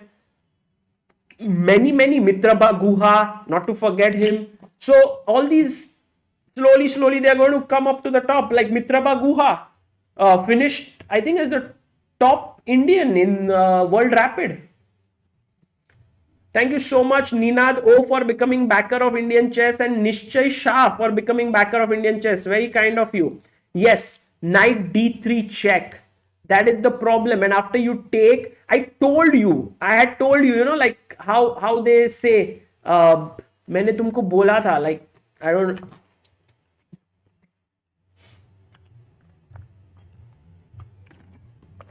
That this bishop on g2 was undefended, rook e2, and suddenly everything is lost. Like all your advantage is lost. So don't make such blunders. Even rook e1 would have been even more terrible.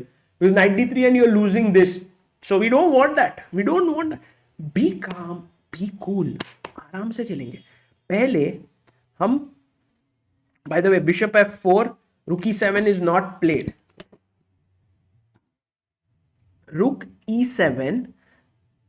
What was the problem there? That after rook e2, knight d3, pawn d3, rook d3, knight e2, g2 was hanging na. तो पहले वो bishop को बचा लेते हैं. What do we do? How do we save this bishop? What should we do? Abhimanyu Puranik. Yes, sorry, I forgot his name. He's 20 years old. He's also 2600 plus. Very talented youngster. Yes, Dharmil Vyas, I could also play rook f d1. Absolutely. Not a bad idea. Yes, bishop h1. Very good. Praful Bhansali, Super Comp, Tizia Kumar, Uday Jangir, Himika. Fantastic. Just put your bishop to h1. Save it. Next move, go rook e2. Let's say black goes rook e8. Now rook e2 is okay. Okay, now he can't play knight d3 because cd3, rook e2, knight e2, rook e2, and then in the end what happens? I want blindfold chess. What is the last move for white winning in that position? The variation I'm talking about is knight d3, pawn takes d3, rook e2, knight e2, rook e2. Why is that not good? You have given a piece, you have got back a piece, you have activity. What is the last move? over there. Yes, Rishabh Singhvi, very good. Shaibi Binoj, Abhinav Agrawal, Bishop, very good. Bishop C7 is the correct move. Vignesh, Malasha, Mistadam, Avrajit Karmakar, Laukik Nayak, Vaishnav PT, Rave Gaming, Mohit Kumar Jha. You guys, excellent. You guys can see blindfolded. What I was talking about is this. Looks good, but hey, LPDO, loose pieces drop off. So, oh, by the way, Nils has played what we were discussing. He has played Rook E7. And now, will Vidit play Bishop H1? I guess so. Bishop H1 looks good.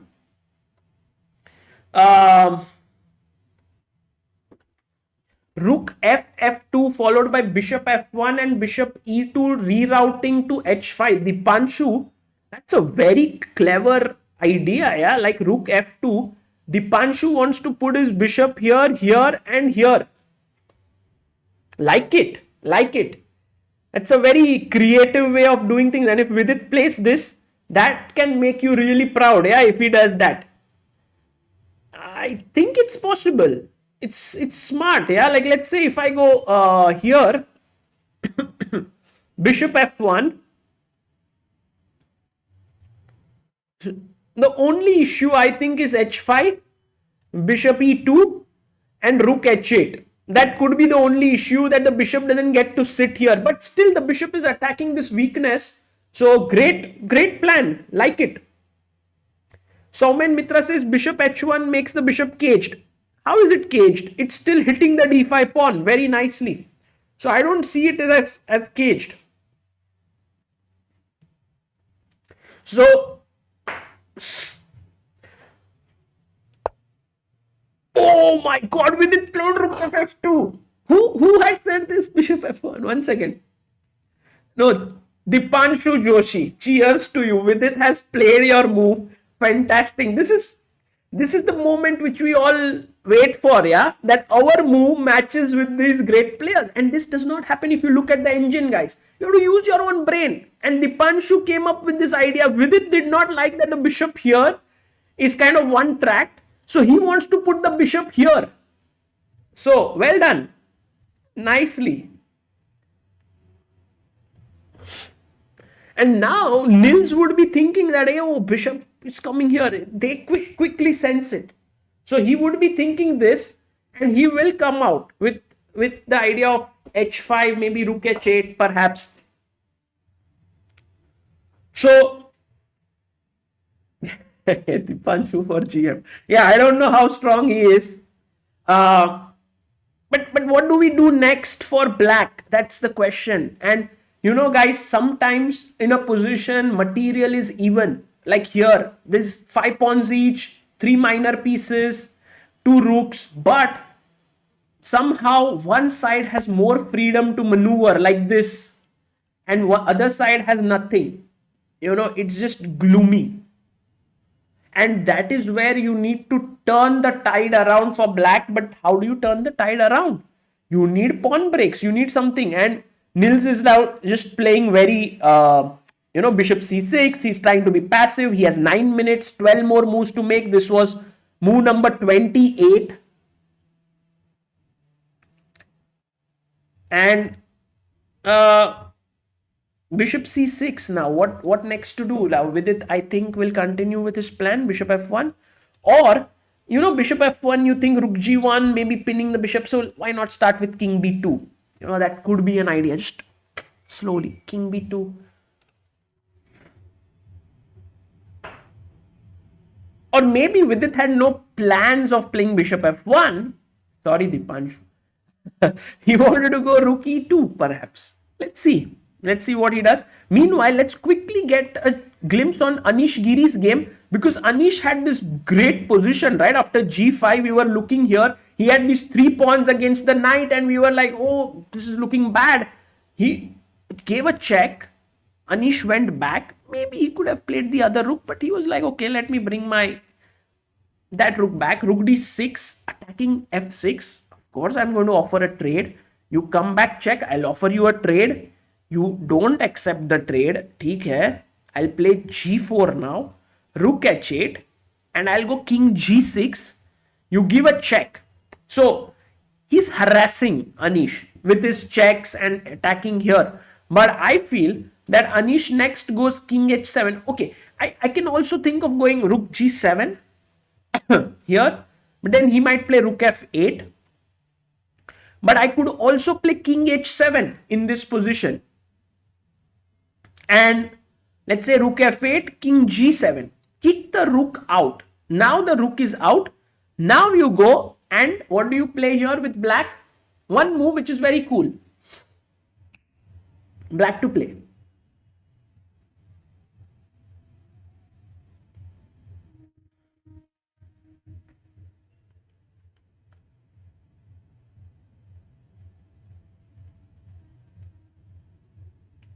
Shardul Silswal, thank you. We'll check it out and change it in the report. Sorry for that.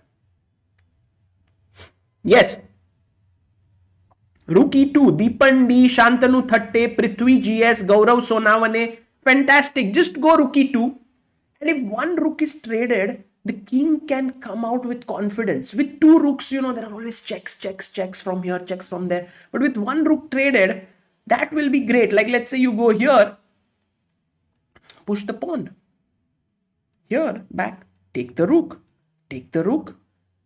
Maybe bring the king up or play f5. Slowly and steadily, these pawns are absolute monsters. If you go here, rook e5. I'm not going to let you settle down. Like if you come here, I go h3. If you come on f4, maybe king h6. Next move, I'm going here. If you try to block me, I'll play. I'm just trying to show you how the game can continue with these three pawns. Like rook e3 check. All of a sudden, you can't go king f2. Rook f3 is coming. You have to go here. I'll play rook f3. The knight has to move. Then I'll give you a check and I'll take those pawns. So Anish's position definitely looks nice for now. He is better. Maybe too early to say winning, but he has all the chances against Esipenko. Meanwhile, Praggnanandhaa against Mamedyarov. Mamedyarov has kept an advantage. Like we left it at somewhere around e5, knight d7. He went knight f5. I was expecting him to go knight d3 and rook c1. But okay, knight f5, hitting e7 and g7. Pragg played g6, rook c1. Now hitting the knight here. So knight b6, knight takes e7, knight takes e7 and bishop b4. So the first pawn has fallen. f3, if it falls, white will be a pawn up. Knight d5, bishop e7, king e7, knight e4. And here Pragg went g5. Maybe possible was to play f6. And the main thing is that after e takes f6, knight takes f6, you can't go check here because then I play king e6. And if you give me another check, then I go king d5. And this is really good for black because I'm attacking your rook and also your knight. If you take rook f6, I take your knight. If you take with a knight, I take your rook.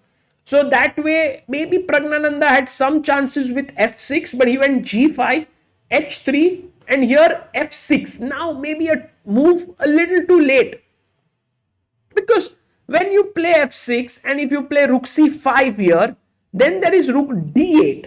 But in the game, now after rook c5, if you play rook d8 takes, knight takes, the difference is actually just the pawn on g6. Yeah. Rook e5. Oof. That's a huge problem. What is the problem now? What does white get? White to play.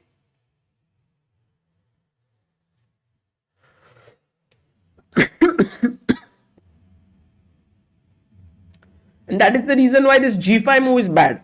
Chess, very little things change in chess.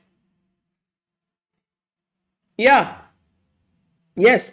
Vaishnav PT, Shaibi Binoj, Harrison Felix, exactly. Mahish Ese, Gauran Sharma, rook f5. And the knight is pinned and lost. And this is over. Game is lost.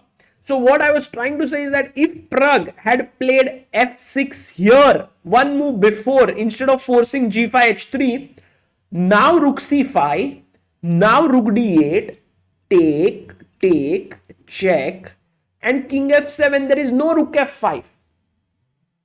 इतना आगे कौन देखता है? Who sees so many moves ahead? But you have to. And now, because of this, the knight has to move and you lose f6. If the knight does not move, you still take on f6 and it's not good. So really that little thing, this little pawn push has made rook c5 very powerful, and now Pragg is going to lose another pawn. Also his f3 pawn is weak. It's not going to go down well for him. Meanwhile, Sam Shankland and Magnus Carlsen's game, we were talking about bishop c5. That did happen. e6 also happened. They took. This happened, and I was like, okay, this should end in a draw. But Magnus is like, Sagar, wait, maybe not so soon. Yeah. Firstly, your f2 pawn is slightly weak. So I will gang up on it with rook f6.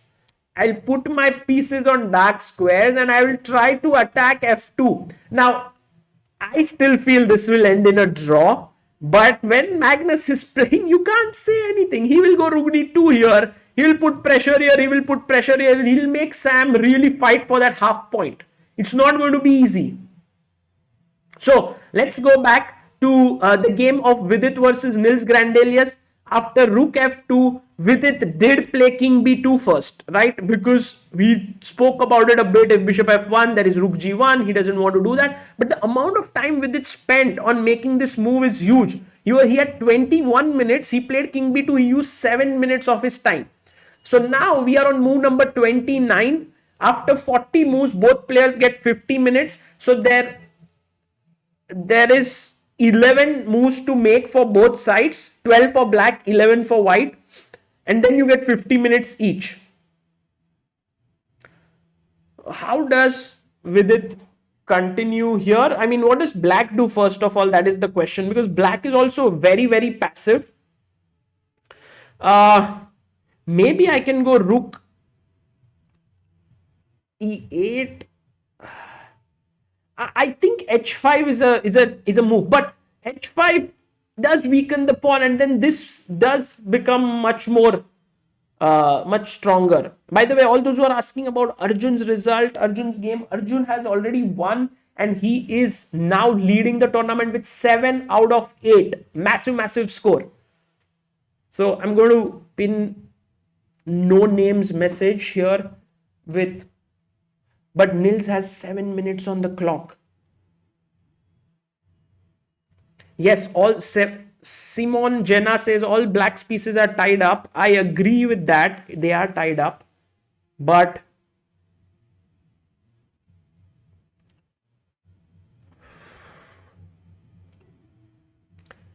let's say I'll move my rook. Yeah, rook d7. He played rook d7. Okay. He's played his rook. What does Vidit do?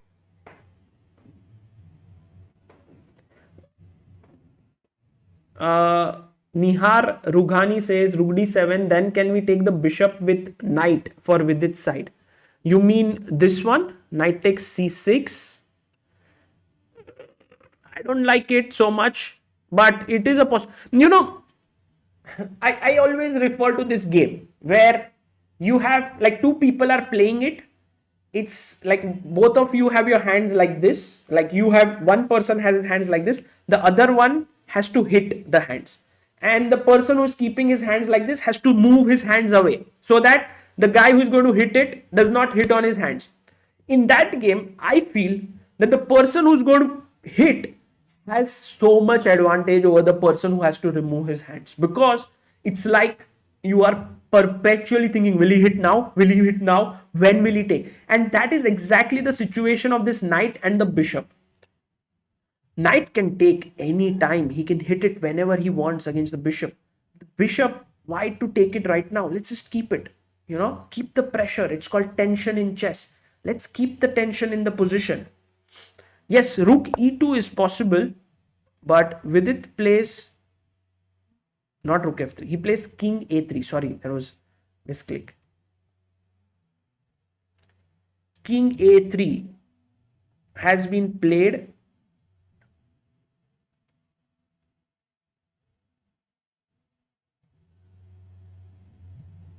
What is Vidit's? Oh my god, don't tell me that Vidit's king is coming here, and here. Vidit is like, देखो भाई, मेरा piece बढ़िया. Knight is well placed. Bishop is well placed. Rooks are okay. Bishop is also nice. Everyone is working full time. So sometimes it's like in a factory when every worker is like running from here and there and here and there, and suddenly a courier comes and we're like, who picks it up? The CEO says, guys, don't stop your work, continue your work, I will go and pick it up. And that is exactly what the king is saying. Maybe he wants to bring his king, I'm not sure. Maybe he doesn't want to. Maybe he's just messing around with Nils. Maybe he's asking Nils, oh, do you want to play a5 to stop king b4? That would mean another weakness there. So, no, I don't think it can get mated as such here. But yeah, it is risky. No, the main thing is that you don't even go like right in. You are always threatening knight c6. So it has its bodyguards there. But 5 minutes left for Nils. It's just 5 minutes.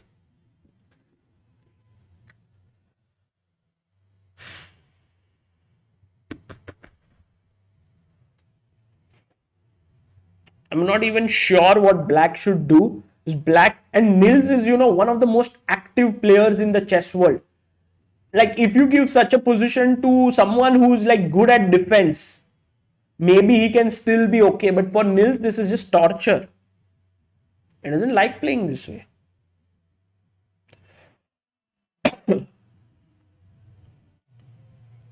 Okay, very quickly, what has happened in Mamedyarov versus Praggnanandhaa? After rook c5, rook d8. Oh, something. Oh my god, Mamedyarov. First of he played f5.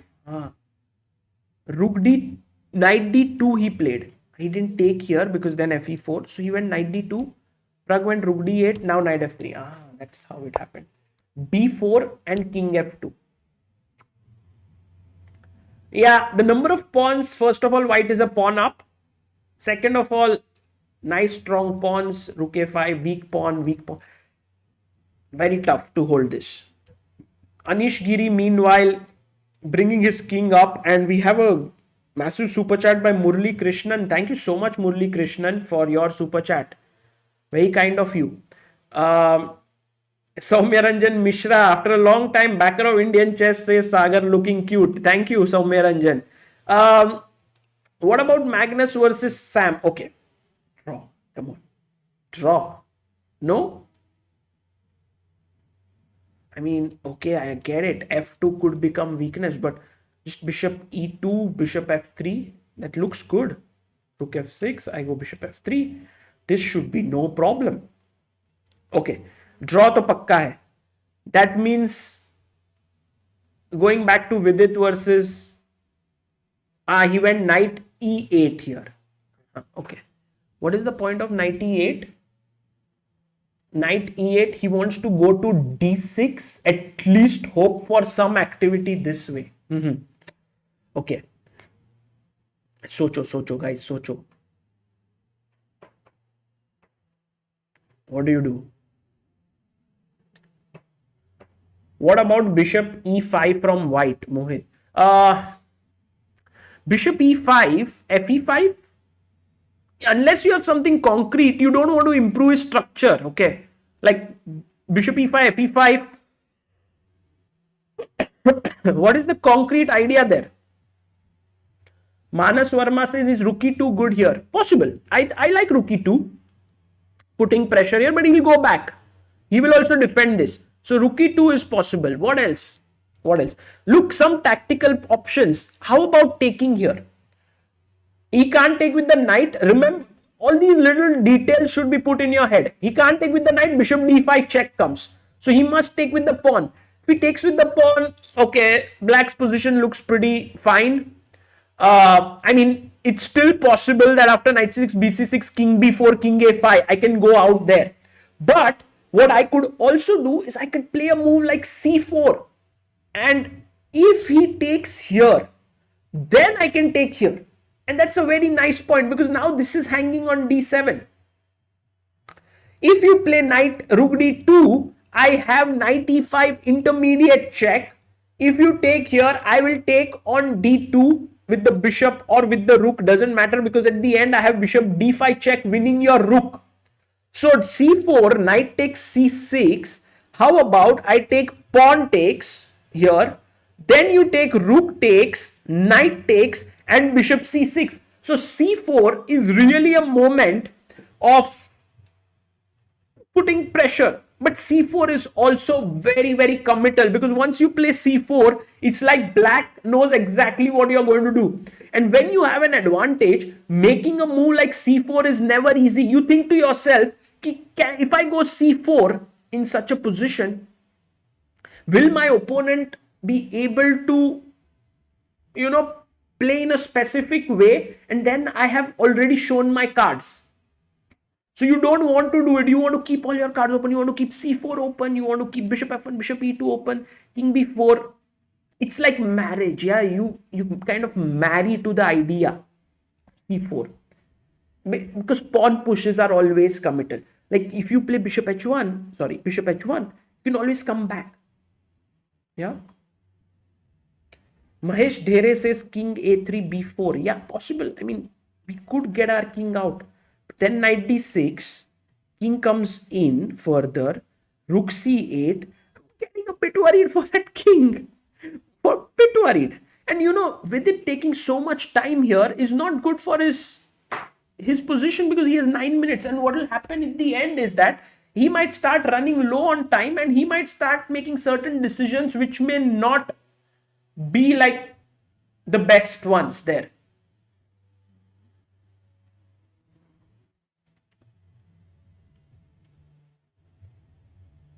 What about bishop f3, says Yashraj?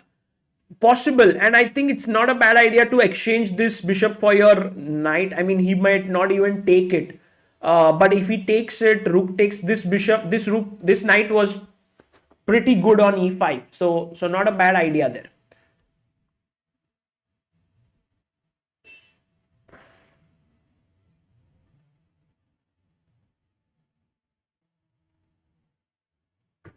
I mean, you can also be like with it, you can play king b2, knight d6, king a3, and you can say to him that, okay, I'll just move my king and reach move 40, but I don't think Vidit would do that. Also, guys, knight d6, you really don't want him to play some ideas like knight d6, knight e4 and try to, somehow exchange a few pieces.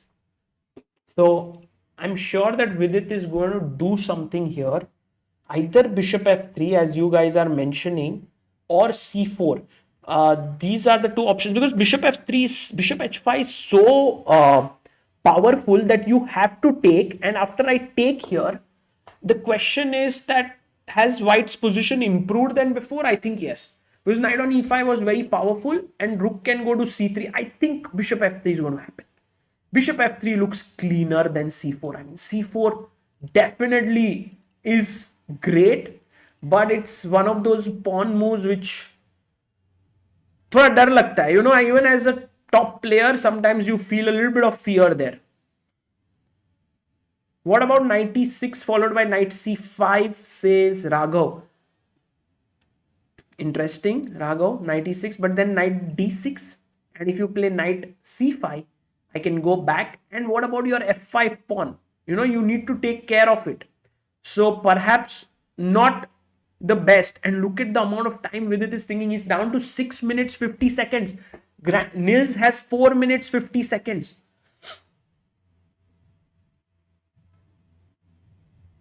Time is going to become a factor here, guys. With 10 more moves to be played, we are on move number 30. It is definitely something that Vidit has to take care of. Rage Quit says, how about a waiting move like bishop h1? Yes, but he has a plan. No, he has knight d6. Maybe his idea, I don't know if knight e4, but at least he has one move. So it's not even like black has no move. Knight e8 का plan ही था यहाँ पे. How about c4, knight c7 back? What do you do next? Maybe you go c5, huh? With the idea of b4, b5. Possible. The amount of time Vidit is thinking is giving me nervous tension here.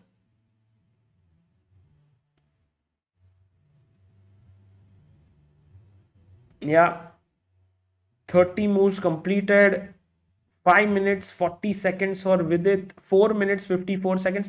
And this move he's already thought for 8 minutes. That's a bad allocation of time, really. But he's calculating. He's like, yeah. And he's played C4. I mean, I don't know if I should be clapping or not, but the thing is that making moves like C4, very committal in a way, but he has calculated it out. Now, the first thing is D takes C4 does not work. We checked it because of knight takes C6. If you take pawn takes, I go rook D7, knight D7, and bishop C6 with a better position. If you were to take rook D2, then I would take knight E5 check, intermediate move, bishop D2, followed by bishop D5 and bishop G8. So taking on C4 is absolutely impossible. Threat is right now maybe to take here on D5. But I think what Nils could do is play knight D6. But Nils is very tricky. Yeah, he might do this knight D3 stuff. Can he do it? Like if I take rook D3, he can play like DC4 or first rook G2, and DC4, hitting my rook and also this rook. Then there is knight C6. You can take rook D3, but okay, you are piece down, yeah, after knight A5.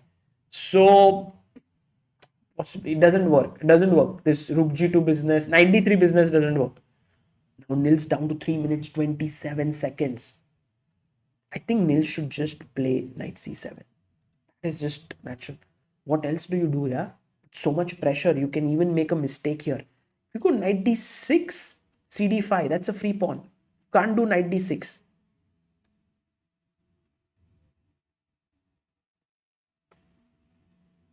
Why did he not play rook E2 to C? No, when? Rook E2 you mean?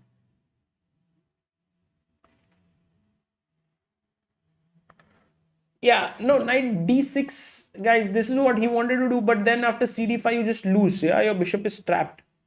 Okay, there are some tricks like knight C4 takes, king B4 take, but I think knight C6. Next move I take here. That should work. But already C4 has given Vidit a huge time lead.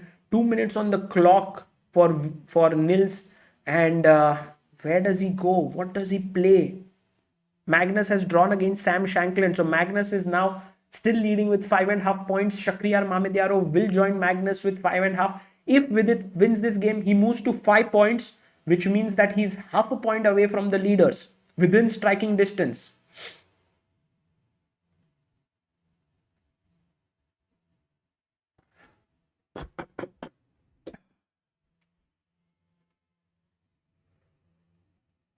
Yeah. Now Nils is looking for some tricks here, but they don't seem to exist. They really don't seem to exist. And very quickly catching a glimpse of Shakhriyar Mamedyarov versus Praggnanandhaa. Pragg is pawn down. Looks difficult. H4. What a nice move. If you play G4, then I go knight E1, knight D3, knight F4. I get my knight from there. Doesn't work. Esipenko versus Anish. There's pressure on the F6 pawn, but Anish is pushing his pawns. Love Black's position here. Anish, excellent chances to win. Grandelius Nils has not played his move yet. He's down to 1 minute 8 seconds. Oh my god.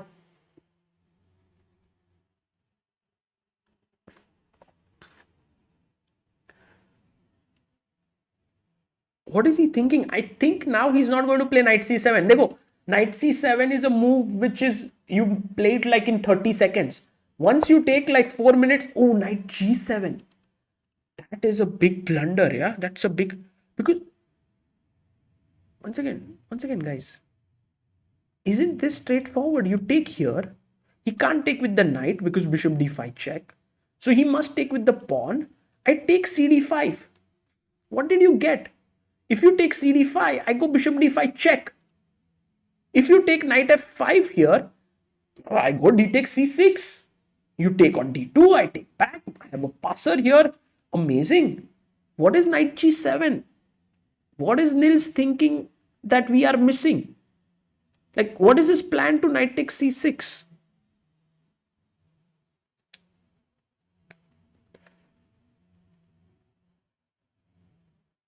He's just missed it. Maybe he's just under pressure. Vidit now has 5 minutes, but this one is simple. Yeah, he takes it. He takes it. He takes on c6. It's over. Panic move, yeah?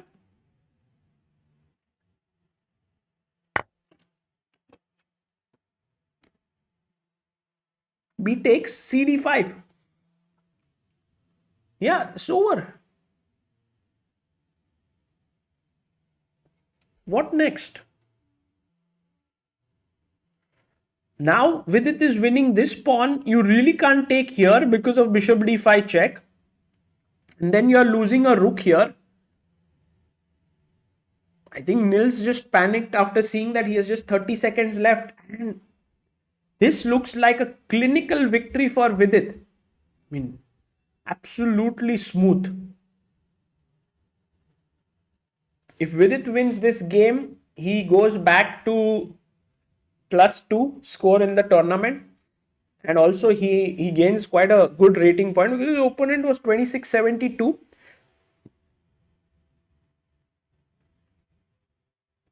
I mean, it's resignable position. You see, guys, repeatedly in all the games, bishop pair creating the damage. In so many games, bishop pair is what is making the difference. Here.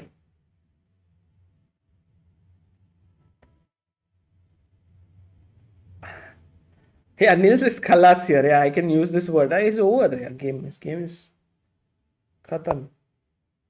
By the way, all those who are joining in here, Arjun has won his game. He's still leading. Oh, rook g d8. Okay, but what if d takes c6? This rook is defended twice. So d takes c6, take here, happy to trade, happy to trade, happy to trade. Knight f5, okay, you win back a pawn, I want a queen. Okay, you try to stop, I still go here, you lose a piece, I'm piece up, resigned. 5 minutes for Vidit here. D takes c6. No, there is 30-second increment. So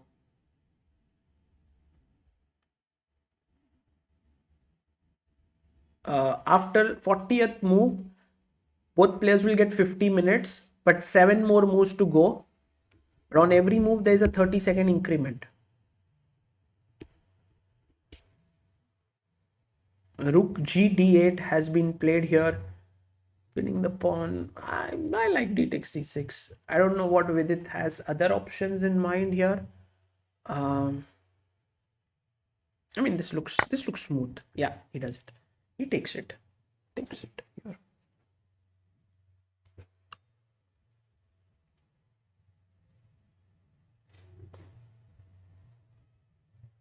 And this is winning. This is winning. Vivek Singh Parmar says bishop pair deadly. Absolutely. But also, guys, just think about it. Yesterday, Vidit suffered quite a difficult defeat against Jorden. And to come back in this fashion shows that, and he's resigned. He's resigned the game. Nils has resigned. Vidit Gujrathi has beaten Nils Grandelius in 34 moves and now has 5 points out of 8 in the tournament. A very, very smooth game, I would say, and a very nicely played game. Nils Grandelius tried his best, but right from the opening, Vidit came with this intent that he wanted to win today. As you could see, he came with his preparation, new line, knight d2. He didn't go for the stuff that he plays always. He's like, today I want to beat him, and he showed that, you know, with his move g4. He's like, let's go for it. And then again, his aggressive move, knight f5, winning that important bishop on g7. And then this endgame play was really sublime. Yeah, like f4, f6. He took castles, rook e8, knight b3. Here Nils should have gone for this bishop f5 plan, which looks very unusual. But after gf5, knight f5, the bishop is trapped on h6. But he goes for knight e6, which allows bishop g2, knight c7. And here we were thinking Vidit will take the pawn on d4, but he went f5. Not a good move. Not the best move. Actually, it was a very interesting move, not to Vidit's style. I shouldn't say not a good move, but here Nils had to take on g4. But he played passively here, and once Vidit got this entire, here definitely bishop takes f5. I think 2 times in the game, Nils didn't play bishop f5. He had to do it. And here once knight here came on d4, it was better for white. But look at this with it. First b3, then a4, then he brought his bishop back, then he brought his rook up. Although the idea was bishop f1, maybe here, which was mentioned by one of our viewers, but with it was like, let's bring the king up, let's put him under pressure. Knight e8, c4. What a nice move here. C4, great move, love it. Knight g7, and then after this take blunder, by the way, knight g7. And I was actually thinking, how will Vidit continue if his opponent plays knight c7? Not easy to break through just as yet. It's better, but you will have to it'll take time. But once he went knight g7, Vidit won pawns, and okay, he resigned here. So, my camera is off. 1 second. Just as Vidit won, my battery went off, but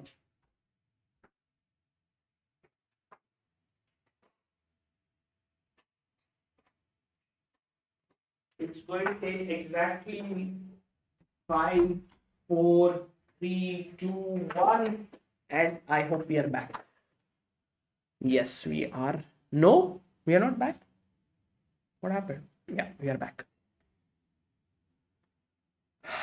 So this is over. Let's go to Praggnanandhaa's game and see what's happening. Guys, what are your thoughts on Vidit's game? Aditya Bhatt says VDOP. Simon Jena says VDOP.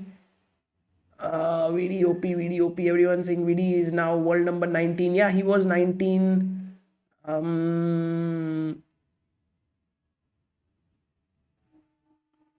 Mr. Mike says Arjun game. Yeah, Arjun won, guys. Arjun won. Let's go to Pragg's game very quickly and see if any hopes here for Pragg. Not really, yeah. Already 2 pawns down. Guys, please do like the stream if you are here and you enjoyed the commentary, then please do like it. And right now, Praggnanandhaa,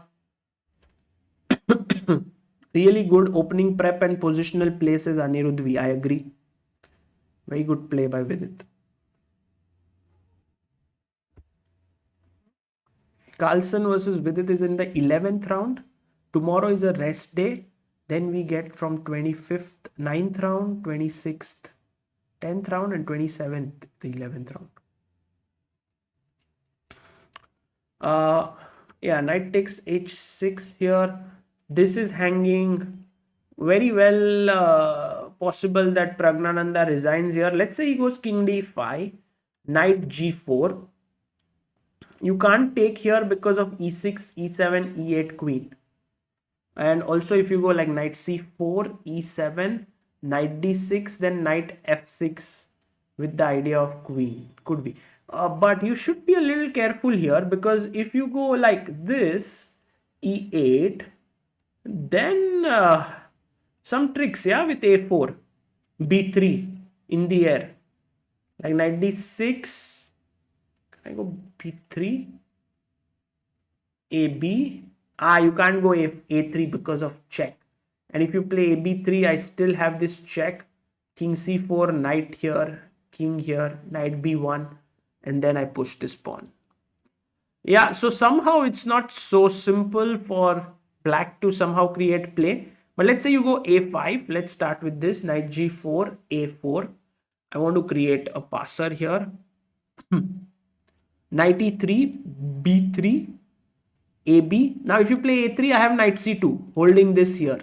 So you take here, But then what to play for? Yeah, like h5 maybe. Ooh, 93 and b2 is coming. Careful, careful, careful. King e2 perhaps. Just stopping this, and then next move, if he goes knight a4, then I can go king d2, b2, king here, and I have 4 pawns. So this is winning. By the way, let's have a look at also the standings. Many of you want to see the standings. I will bring that up for both challengers and masters section, because not all games have been completed, but some of them have. But meanwhile, while I look at standings, let's have a look at Anish Giri's game here. And yeah, it's gone past 40th move now. Both sides have added 50 minutes on the clock.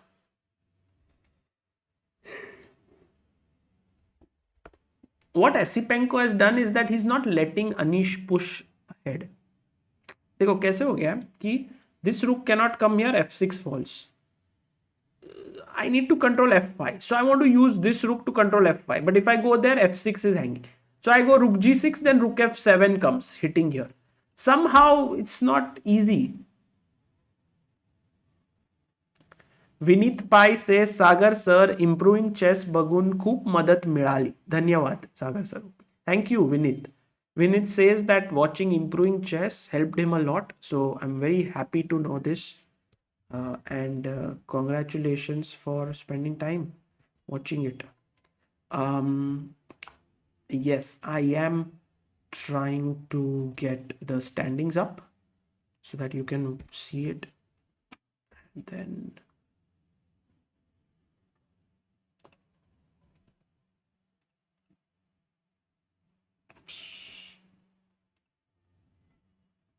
yep.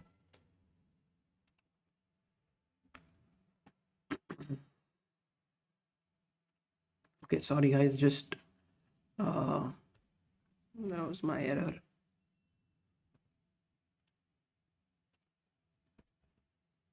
Yeah, there we have it. These are the standings of the tournament. Magnus Carlsen at the top. He drew his game against Shankland. Shankland can be very happy with what he's achieved. Draw against the world champion. Vidit has moved to the second position, but I think he will be pushed back to third because Mamedyarov will beat Pragg. So Mamedyarov will go to 5.5. Vidit has a rating performance of 28-25, which is very, very impressive. Yeah, 2825. Then we have Richard Rapport on 4.5. Andrey Esipenko is still playing, right? Anish might win, reach with 5 with Vidit. Fabiano is on 4. Jorden on 4. Sergey on 4. Sam on 3.5. Duda on 3.5. 3 is playing. Dubov on 2.5. Pragg on 2.5. So those are the standings. Also, let's have a look at the standings in the challengers section, because Arjun Erigaisi is playing there. Also, Surya Ganguly is playing, but I think Surya Ganguly has... Yeah, I think he lost his game to Jumabayev Rinath. Surya losing 2 games in 3 rounds. One to Arjun and the next one to Jumabayev. Yeah, bringing up the standings of the challengers here. These are the standing of the challengers. Arjun Erigaisi on 7 out of 8. He has a rating performance of 2898. Jumabayev on 5.5. Arjun still maintaining a 1.5 point lead, but maybe Nguyen Thai Dan Wan wins and then he moves to 6 points. Bjerre is on 4.5 out of 8. Not all games have been completed, but Surya is on 4 out of 8. We can quickly check what happened in Surya Ganguly's game because we did not see that game in too much of detail. I mean, we hardly saw it. So, yeah, Keith says phenomenal form by Arjun. Absolutely. And I think these last 5 rounds will be important. If he manages to carry through his form, he will not only be able to gain a few rating points, But more importantly, he will also qualify to the Masters tournament. And generally, such performances open up more doors for your invitations to super events. So that is what we are all looking for, that our players get more opportunities. If any sponsors are watching this, please do keep in mind that if more tournaments could happen in India, supported, we can conduct more super events for these youngsters. Like Arjun played in Kolkata in Tata Steel, and just, it took his confidence to another level, where he finished first ahead of Levon Aronian in Rapid. And then in the Blitz, he very nearly edged him out, but in the end, he finished second. But all these things really help you, and in this tournament, he's showing his class. So more Indian events, more opportunities to Indian youngsters could really help. Let's just quickly check Surya Ganguly, his game here.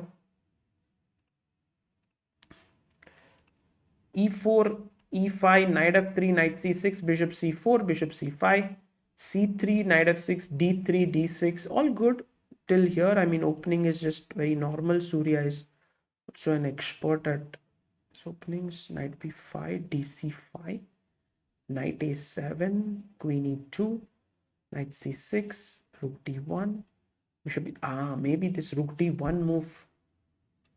I guess Surya didn't consider this bishop b3 move.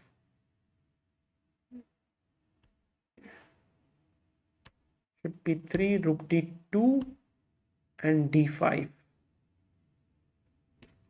If he had taken here cd, queen d6, and then maybe knight a3, I think position is around about even.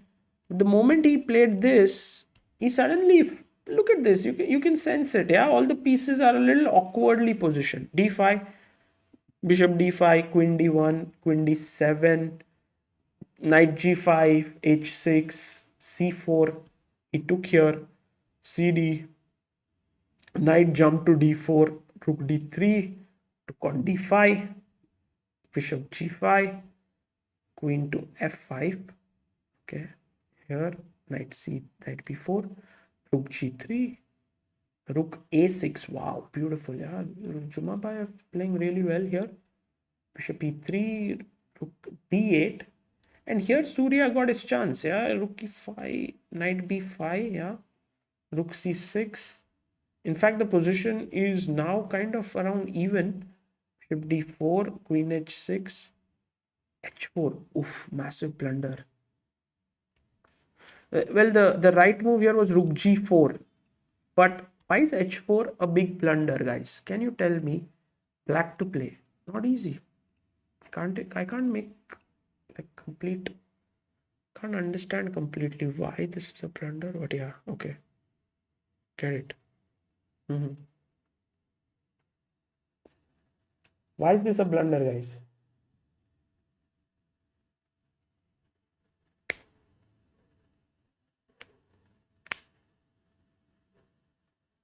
No, not rook d4, because rook d4, queen d4. Knight c2, yeah, but queen d1 back. It's not easy.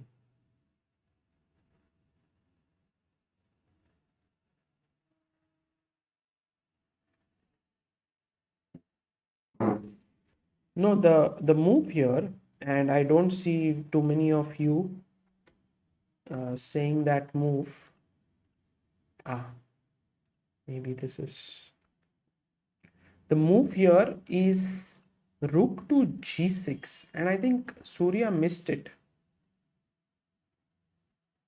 And let's say now if you take, then I take with the queen. Now knight c2 is a threat, even knight c6 is a threat. So if you go queen d2, I just go knight c6 and I'm going to win this.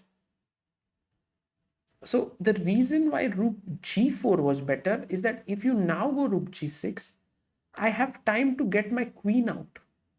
If you say take here, take with the queen, now this is no longer pinned. And if you go rook knight c2, I have rook d1. So the question is, another one is that after rook g6, what happens to queen g4? Now knight c2, rook d1, rook g5. So you can't take with the queen because then you will lose. So you take with the pawn. So take with the pawn. Here another powerful move. It's amazing, epic.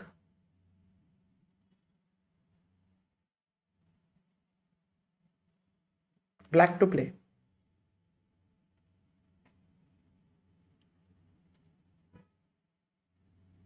Ah, you mean in that position, why not queen takes h4?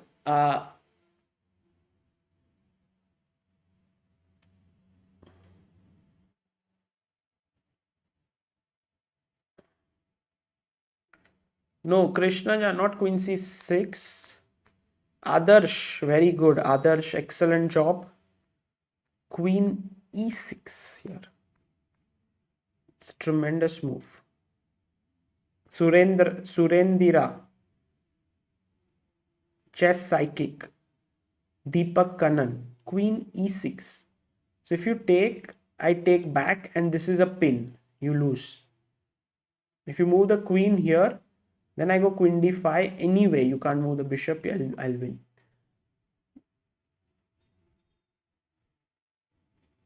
So, no, you can't take on g7 because bishop g7, rook d1, and then king g7. You lose a piece. h4, the question that was asked is why can't you take here? Because then rook g7 check. I no longer can take, and then you can't take here. So h4 pawn was not hanging. So rook g6, rook a3, take, queen h4, g4 had to be played, otherwise you lose the bishop. d3 is unfortunately covered by the knight. g4, queen g5, rook h3, queen f4, moves away, check, take on d4. Okay, one check, but okay, after this I'll just block. King f6, but you had rook e4. Black has won. And yeah, tough game for Surya. He fought hard, but he lost. Arjun Erigaisi won against Bjerre, Jonas Bjerre, and Vidit drew again. Vidit won against Nils, and right now Anish is pushing against Esipenko.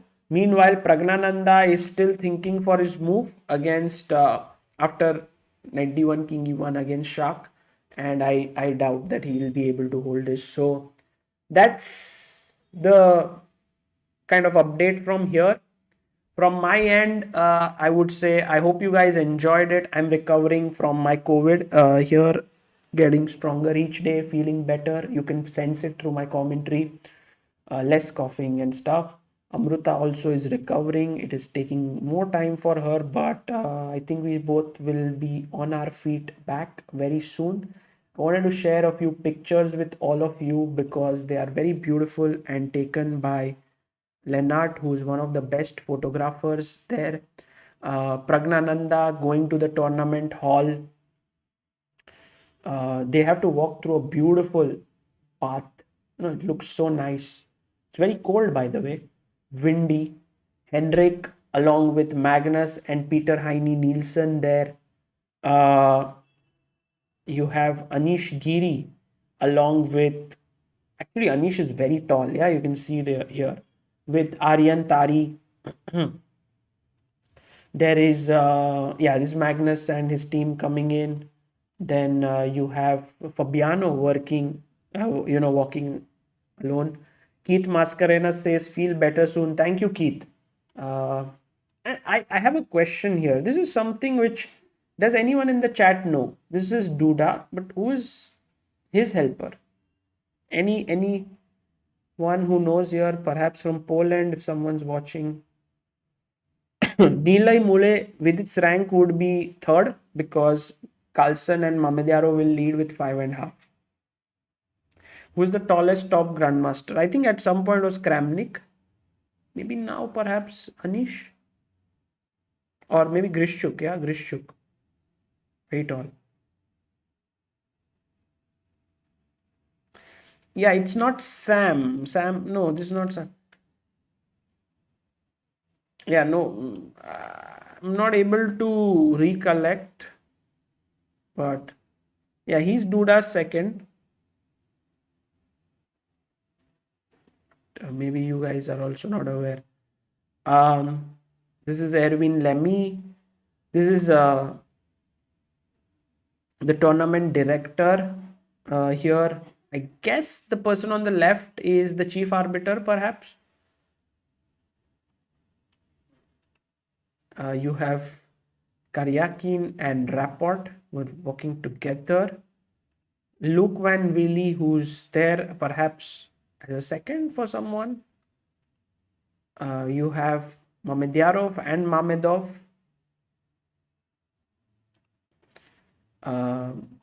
This is Shankland here at the foreground with Murzin and Mikhail Kobalya. Kobalya has been a trainer of Murzin for quite some time now. That is the tournament hall. You can see very nice flags. There's the Indian flag on the left, thanks to Praggnanandhaa, Vidit, Arjun, and Surya. That's Pragg. You have Nils, who is with Rasmus Swana. Very strong German GM as his second. Shankland coming alone to the game with an apple. We have Polina Shuvalova, one of the best female players in the world, with it along with Alon Greenfield, who is his second in this event. So these are all the players. And guys, well, if you would like to enjoy the Republic Mega Sale, it's the first link in the description. Check it out. There are two offers that are running on. First, on t-shirts, you buy two t-shirts, you get one free.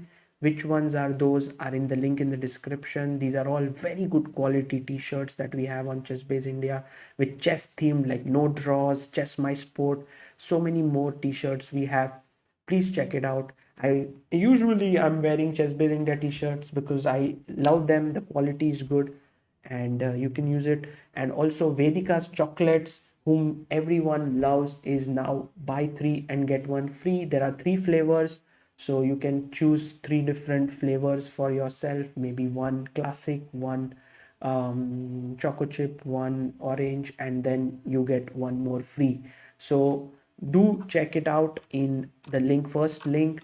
And we also have in the second link our very well-known product, which is the ChessBase and Mega Database, which I keep on using during my commentary. This is the thing which I use to check openings, even the analysis which I do. I spend a lot of time on it, and really it's something which every top player uses for their preparation. So you can get it from the second link in the description. And lastly, we also have our chess sets, which is the third link in the description. If you want a chessboard and pieces to practice on, the actual chess set, these are high quality ChessBase India premium chess set. So those are few promotions from my end. If you want to get it, please do check it out. Before closing the day, a look at the standings. Carlsen at the top. Mamedyarov will win. He will also move to the top with it on 5 points. Very nice that he made a comeback. Praggnanandhaa struggling slightly, but then this tournament was going to be not an easy one for him, but he's fighting and learning. He's on 2.5 out of 8 right now. He will lose to Shakhriyar Mamedyarov. Anish might win, move to 5 out of 8, but it's not going to be easy. And Arjun Erigaisi continues his phenomenal run with 7 out of 8, unstoppable simply in this tournament. Yeah, I will be back day after tomorrow for the commentary. Maybe tomorrow we will have some other streams on our channel. But until then, guys, thank you all for tuning in and for enjoying. This is Sagar Shah signing off, and see you.